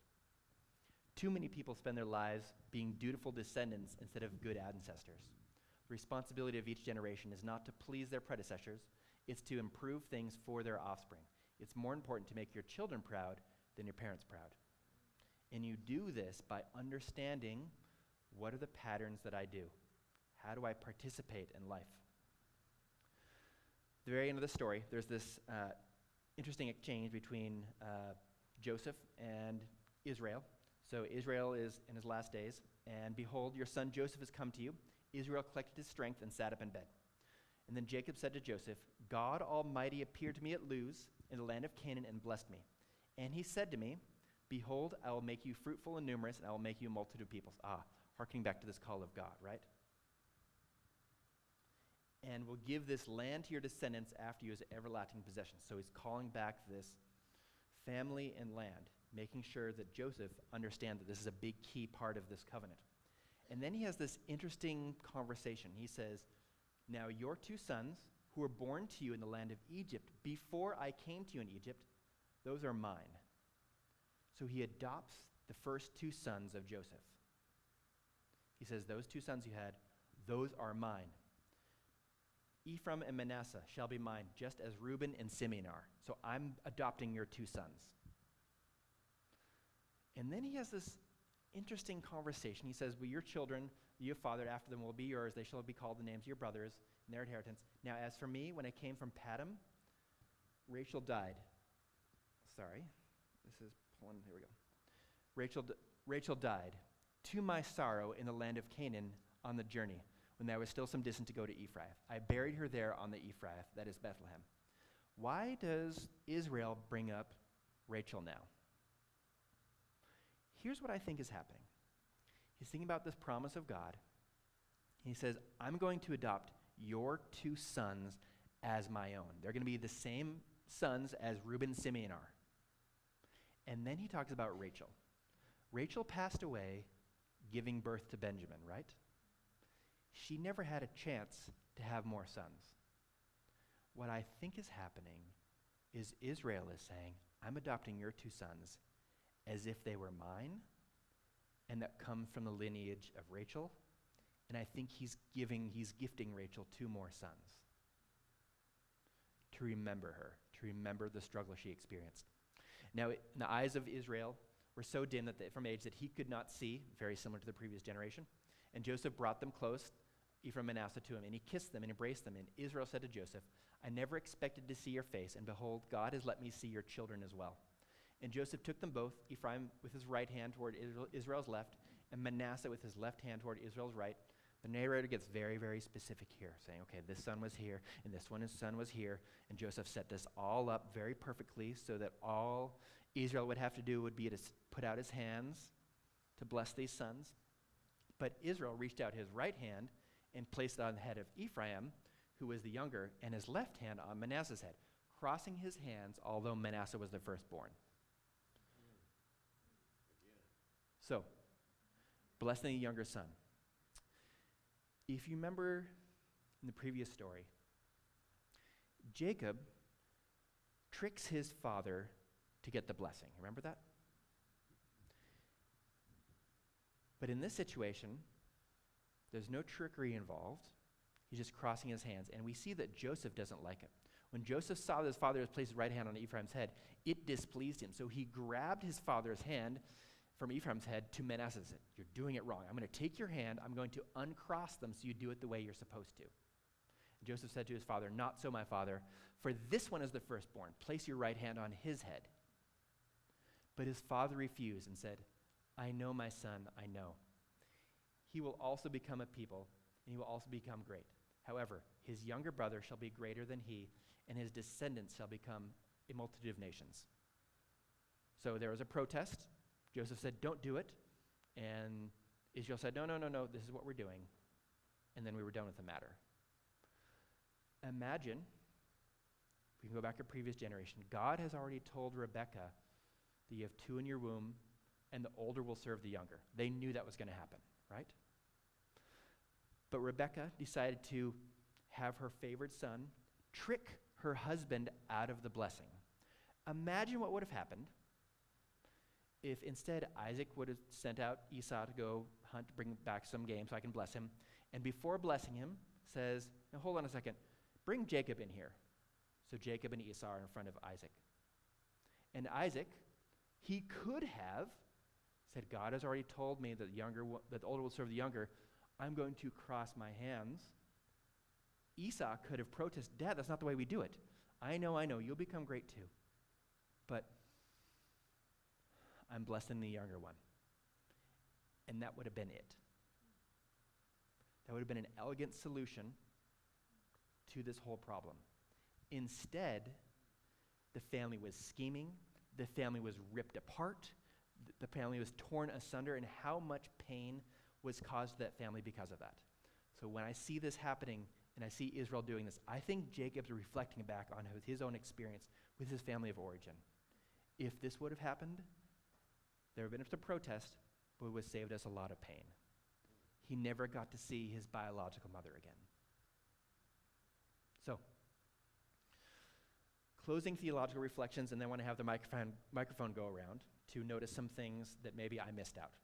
So I know you've been paying attention. Maybe there's some things that I missed that you want to highlight. So 1, God chose to make and remake his covenant with imperfect people and imperfect families. And he chose to make his covenant over and over and over with this same family system. 2, people in the family seem to work really hard, even taking advantage of others, to obtain or protect God's already promised blessings. Yet sometimes they also seem to put that promise in jeopardy. There's a lot of running away from Canaan, right? Even though God had promised them Canaan. But because of the family conflict, people are running around. God works even harder to not let our dysfunction ruin his covenant with us. It's righteousness by faith for a reason. It's not righteousness based on your family system, right? It's a whole other way of understanding grace and the covenant. It's based on God, not on our dysfunction.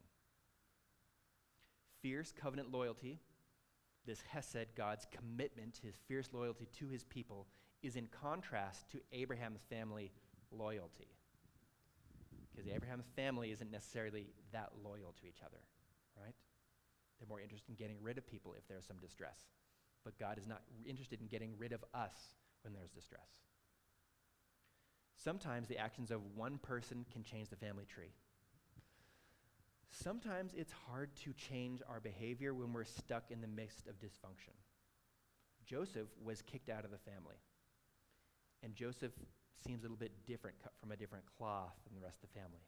And he was able to grow up without all of that dysfunction influencing his life. Often we're not getting out of dysfunctional emotional or behavior patterns until we get clear of toxic systems.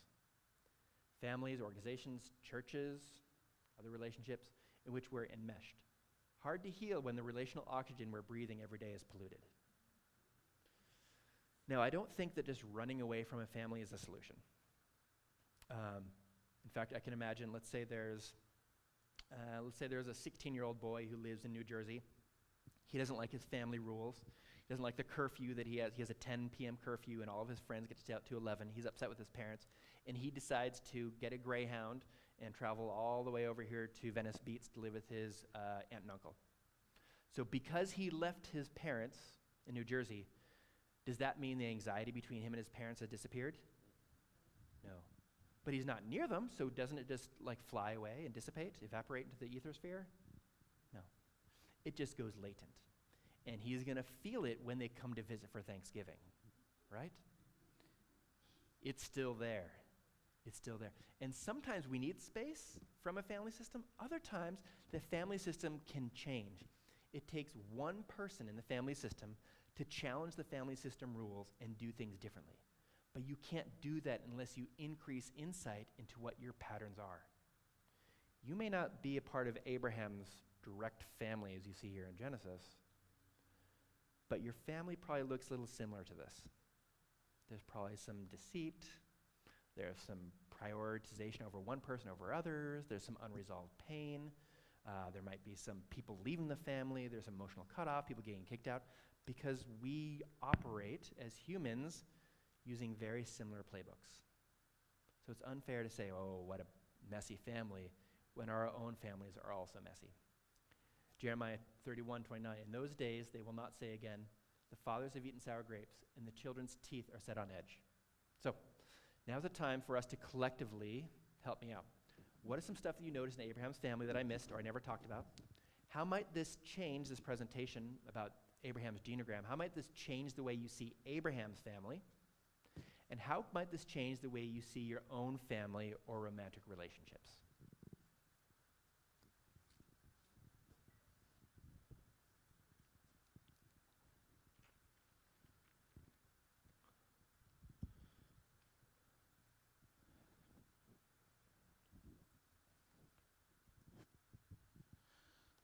What changed in Joseph's brothers from before and This is after? good. This is good. So I'll be talking about this tomorrow afternoon, what I suspect changed. But it's clear something has changed, right? It's clear the family was one way, and then later on, it's another way, which tells us that families can change, right? Amen. Families can change. Even a family like that can change. Good. Was Joseph the one who rewrote the family playbook? Good. Did he rewrite the family playbook? Now, everyone gets to have their own playbook. They get to decide what they have. But he seemed to operate differently, right? And in some ways, it could have been personality. I know that Phil likes Myers-Briggs. Could have been that. Whatever reason, he is distinct and separate from his brothers, but in a way that would probably be offensive to his brothers, right? Unpleasant. Later on in life, he takes a much more subtle tact when approaching and interacting with his brothers. Not as in their face as he did before. In fact, he helped to provide space in Goshen for his family to come down and live. So he is doing things to provide for his family, which is very different from family members taking advantage of other family members. So it's very clear that Joseph is using a different playbook. So did he do it for his family? I don't know if he did it for all of his family, but he definitely did it for himself, which tells us we can choose our own playbook. We don't just have to take whatever is handed down to us. We have some choice in this. But if you don't recognize you have a choice, you don't recognize the playbook you're operating from, there's never an opportunity for you to say, hey, I don't want to do that anymore. Because that comes from a long line of people who do A or B or C. But now that I know that, I want to choose to do something different. At any time, any of us can start to rewrite our own playbook. Good. Other questions? Yes. So Abraham sends his servant Yep. to his homeland Yep. to get a bride for Isaac. Approval. Yep. Mm-hmm. He thinks that's a good thing. Yep. We're going to find a God-fearing, not a pagan wife for my From Padamaran to for my promised son. Mhm. And who does he find? He finds Rebecca, Rebecca. who ends up being at the heart of all the scheming. Uh-huh. Uh-huh. You know, it seems like his efforts to make it really good Yep. made it really bad. Because as humans, we are so bad at predicting the future. We are so bad at it. We are so bad. I believe that was well-intentioned, but it did not go according to plan. But to build on that, then Jacob goes back to the same town. Same place, same and, family. And he camps out with Uncle Laban. Uh-huh. And all of the problems that Rebecca has, her brother has too. Yep. And so and so now we have all of this. I don't know. It's discouraging a little bit to think that people's efforts to try to make things right make things worse.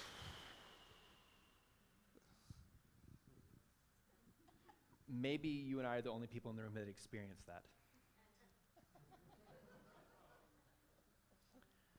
This is hard. Our best intentions may not play out the way we want.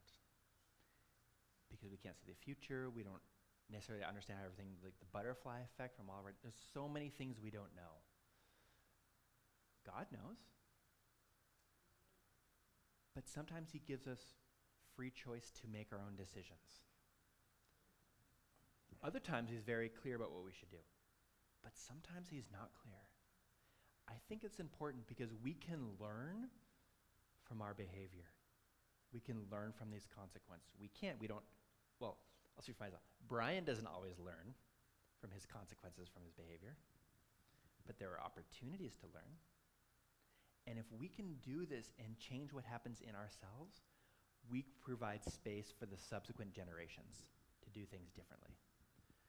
Maybe Jacob should not have gone back to the same well, because I think it's a toss-up. Who's more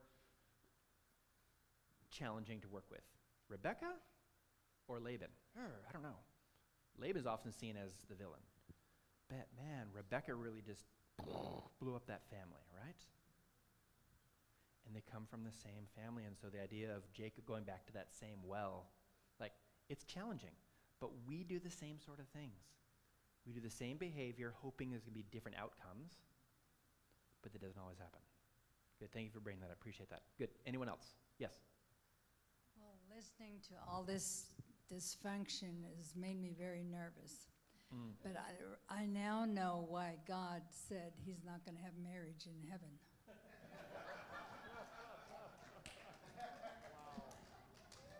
Because he doesn't want this. Okay. We tried this. Didn't work. Okay. Okay. Yes. Why do you think these stories are in the Bible? Oh, this is good. These are not baptized stories, right? They're indelicate, they're raw, they're embarrassing. Why do we think they're in? I have an idea, but let's tap into the wisdom of the room. Why might these embarrassing family stories be in the Bible? Provide us hope, but look at these stories. Would you want these stories about your family written for millions of people to read? To hopefully not repeat the same. Okay, good. Okay. Because our disappointments are God's appointments. Okay. So that we can learn and not make the same mistakes. So we could learn and not make the same mistakes. Imagine if this story was just pristine individuals who the family all gets along as one big happy family. It would be hard, one, for me to relate to the story. Boring. It'd be over real quick, right? Good. What else? Let's see some other people. Because we're all broken. We're all broken, and we're all part of broken families. All of us. No one comes from a perfect family. And if you hear someone that says they come from a perfect family, you know that they're not coming from a perfect family. Yes? I think I would feel really hopeless if I was the only one experiencing problems and the Bible didn't show any. Yeah. And this is the first book of the Bible, right? It's not like this is hidden in the middle. It's like, oh boy, these two people really messed up. And then look what happens. Oh, now people are just messing up. This is just, it's a hot mess. Genesis is a hot mess. And it doesn't necessarily get better. But God is not afraid of that. He's not afraid of that messiness at all. There's another person over here. Oh, it's just going to say God chose us because of who we are, not what we've done or do. And it's because he loved us. And to me, that gives us promise because it's not what we do. It's because God chose to love me. Yeah, God chose us. He provided his salvation to us regardless of what kind of family or behaviors we have. This is not going to earn salvation, right? Far cry from it. It's righteousness by faith for a reason. Good. What else? How might this change the way you see your own family or your own relationships? This hand over here.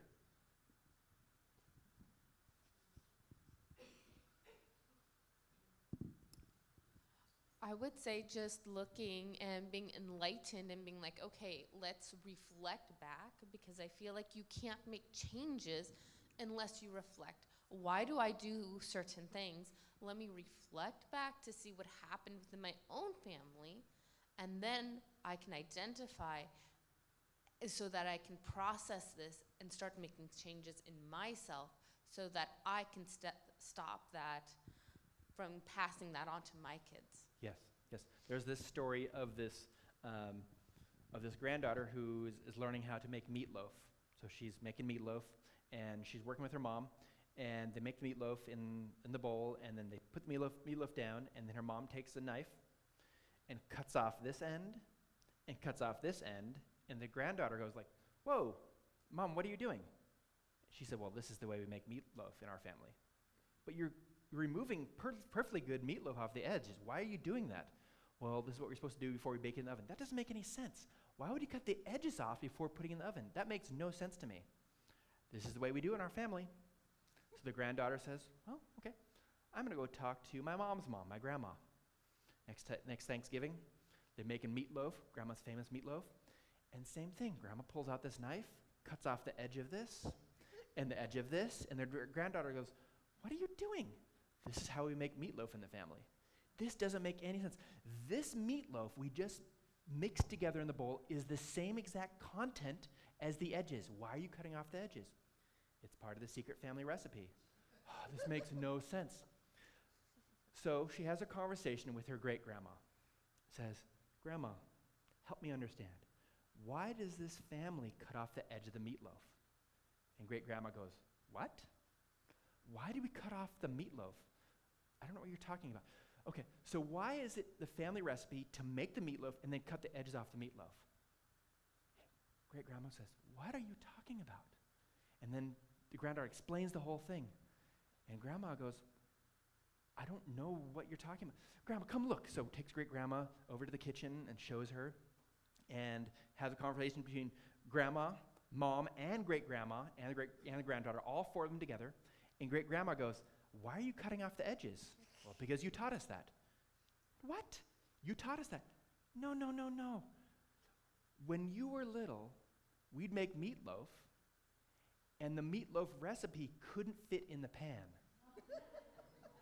So we would cut off the edges of the meatloaf to put it in the pan that we had to bake it. But people didn't understand the origin of that. And because of that, this is just our family rule. This is what we do. If you can question and get curious about why we do things in the family and ask questions, why are we doing it this way? You might discover something you didn't know that would explain family behavior. Oh, that's why we do this. It started back here. That makes sense. But what doesn't make sense is why we're still doing that. Good. Other questions? Yes. This brought to my mind, looking at my family as some people in my, let me put it this way. I have a greater understanding of the role that people in my family have been given unconsciously. Mm-hmm. There's the suffering, the ones that suffer. There's the one that is a leader, has former military experience. They're the rules, and there are consequences if you break the rules unconsciously, of course.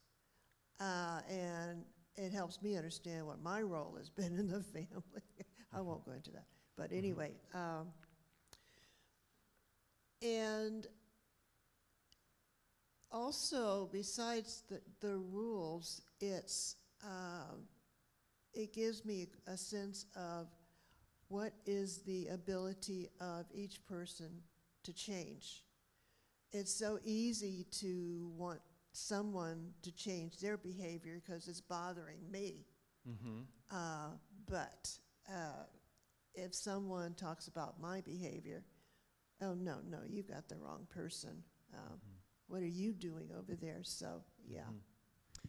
And I'll talk about this a little bit in the sermon tomorrow, but when it comes to your interaction with other people, unless there's a safety concern, I want you to think of your behavior, your pattern behavior, as the problem, not the other person.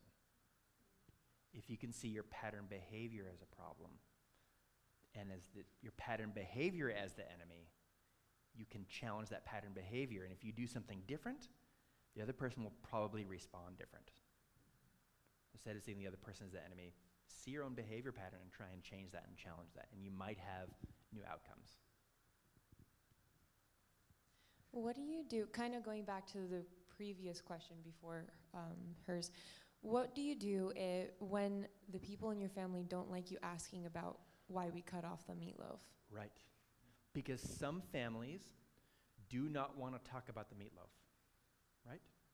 Because of pain or shame or embarrassment, wanting to save face. We don't talk about that, so we don't talk about negativity, right? And all of those are important reasons for them why they don't want to discuss stuff, right? And I'm not saying you should go into the family and kick the bee's nest. That's not what I'm saying. But if you can get curious, you can show some curiosity about this. Even if certain family members protest, there might be one or two family members that are open to talking about stuff, that aren't necessarily on the same page about how we're supposed to do with people sniffing around about why we cut off the meatloaf. There might be one or two people willing to offer some insight. And if you can pursue those questionings, those inquiries with those people, you can learn a lot about your family. There's one back there too. You had a one of your sentences, which I can't remember anymore. Probably wasn't that good. But it was like a core thing where our behavior. Every behavior is a symptom of the system. Okay, and I'm really wrestling with that because I look at someone's behavior, and I'm thinking I don't see the relationship between that and the system. It seems like it's way out in left field somewhere. Okay. When you came in here this morning, this afternoon, this evening, did I ask you to sit down? No. Okay. How do you know you're supposed to sit down? Because the pews. Okay. Then there's an invitation to come closer if you wanted to. How come nobody's sitting on the ground right here? Is it uncomfortable? Okay. How come I'm standing up here? Why do I have a microphone? Everything we do is part of a group of rules about a system. It's structure. And sometimes one person is operating out of a different set of rules than other people. And their behavior can look bizarre. This makes no sense to me. Why is this person cutting off the edge of the meatloaf? This just makes no sense. But if you could understand that their behavior is a symptom of the system, the question is, which system? The family system? Societal context? Their school system? Their work system? Our behavior is not isolated. It's part of the tapestry of interaction between people. And if we can understand that tapestry, we can understand the context for their behavior and the meanings of their behavior. It would have been really interesting if the daughter was in charge to make the meatloaf, and she would just make it smaller so it did fit into the pan. Mm-hmm. I have one anecdote from my family. My father loved to get fudge every Christmas, so Sounds I good to me. did that every year. And when I was in grad school, it's like, I don't have time to do this. So I graciously gave the opportunity to my niece. And so she began to make the fudge. It was fine. Dad didn't care who made it as long as he got the fudge. So that was a real change, big change in our family system. There's opportunities for change as long as we make opportunities. There's another hand. What? Yep. So I come from two different sides of a family. Uh-huh. And, you know, my grandmother says the Jews and the Gentiles because my father's side was a Roman Catholic, my mother's side was Seventh-day Adventist. Okay, different systems. Uh-huh. Different system. Yep.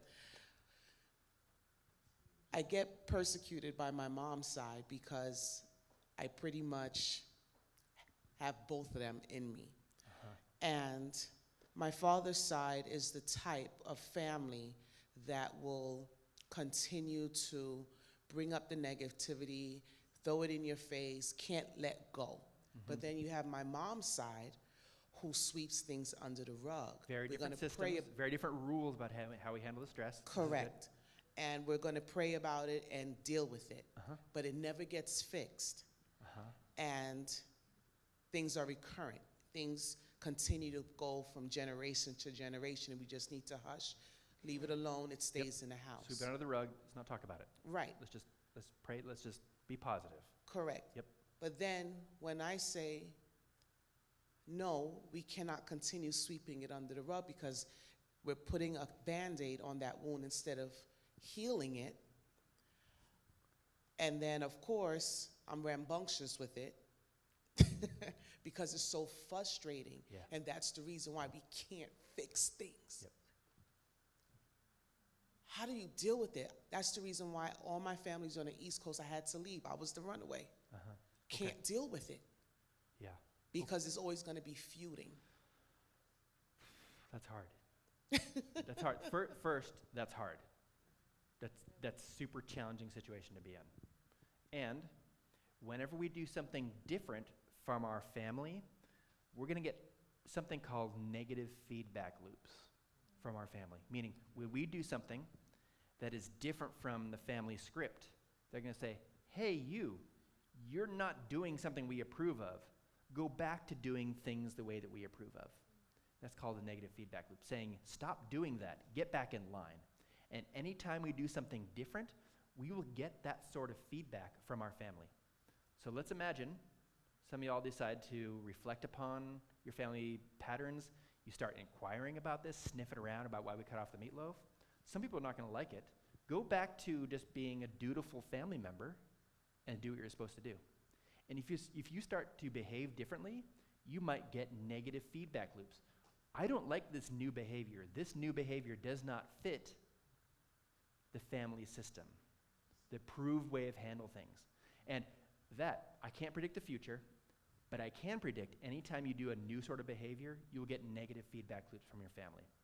And sometimes that causes so much distress that we need to get some space between the family and ourselves.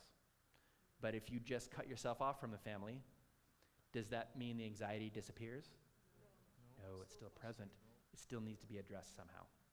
But it's hard when other people don't want to address it. You can't force people to do things. We're not in control of other people, just like we're barely in control of ourselves. So we're only in charge of like our half of that relationship with the other person. And so it gets really challenging when we want to operate a certain way, but they don't want to. And when you come from a family that has two very different family systems, you might be able to understand both, but it's hard to figure out what am I supposed to do when I have two different playbooks at the same time. Good. Yeah, a quick observation and then a question, Dr. Brian. Something that comes to my mind as I think about this generational stuff is what you find in the Ten Commandments, where it talks about unto the third and fourth generation. And it's interesting that that sort of dynamic comes up within the context of the Ten Commandments. Mm-hmm. And then a question that I have for you is, in the context of what you're sharing here with us, will you be talking about at all about the observations the New Testament makes about Abraham? Good question. I do not address that. Okay. I'm staying firmly in the Old Testament. Okay.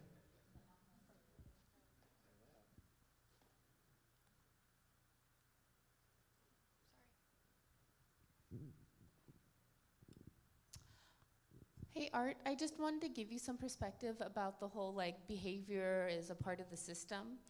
I think that there was a story that I heard once where there's a boy who goes to school and he always asks the teacher for a pencil. And so the teacher gets frustrated because the boy's always asking for a pencil.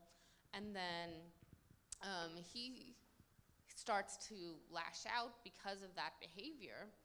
And then he gets home, and because he's lashed out, then he gets punished by his parents when the reason he didn't have any pencils in the first place was because his desk was wobbly and the pencils were sliding out of his desk.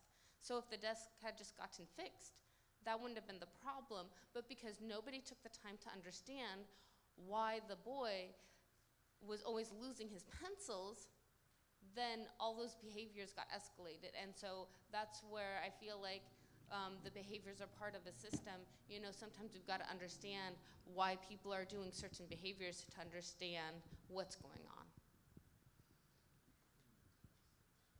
I want to be respectful of people's time because we're past that. So I'm willing to stay afterwards and have conversations, but can we close with prayer? Yes. Yeah, why don't you, let's do this. I'll have you pray, but just maybe prime us for what's coming tomorrow, because I think it's important for us to understand. You built a great foundation, so kind of bait us where you're taking us tomorrow, Come back tomorrow. and why it's Right. important for us to be here. Right. So tomorrow, the sermon will be talking about self-control. And self-control is key because if you want to change the dance step you learn in your family of origin, you have to have some modicum of self-control to be able to make those changes. Otherwise, you're going to continue the same exact pattern. And then in the afternoon, we'll have part 1, part 2 of looking at relational triangles. What happens when how I'm interacting with 2 different people in my family, and when I'm stuck in this triangle, and I'm experiencing the distress of other people, and I'm roped into other people's problems, and it gets really messy and tricky, how can I untangle myself from this mess? That's what we'll be talking about tomorrow afternoon. Great. Well, we'll look forward to you being back tomorrow. 11 o'clock is his presentation. We'll have a lunch served afterwards, and then the afternoon presentation. Dr. Brian, why don't you have a benediction for us? Okay. Father God, thank you for not being afraid of our dysfunction. You are bigger and stronger and all-knowing and all-powerful, and we are just sometimes just mucking around here in our messes of families. I thank you so much that you are the same today as you were yesterday, as you were the day before, and the same as you will be tomorrow and into the future, because you don't change. You love us. You are loyal to us, fiercely loyal and jealous of us. You want us to be with you in spite of the systems we have here on earth. I pray you give us insight into our own behaviors and where they come from, and give us the strength and the opportunity to make changes where we need to make changes. We love you, Lord. Amen. Good stuff, folks? All right. Yes, thank you.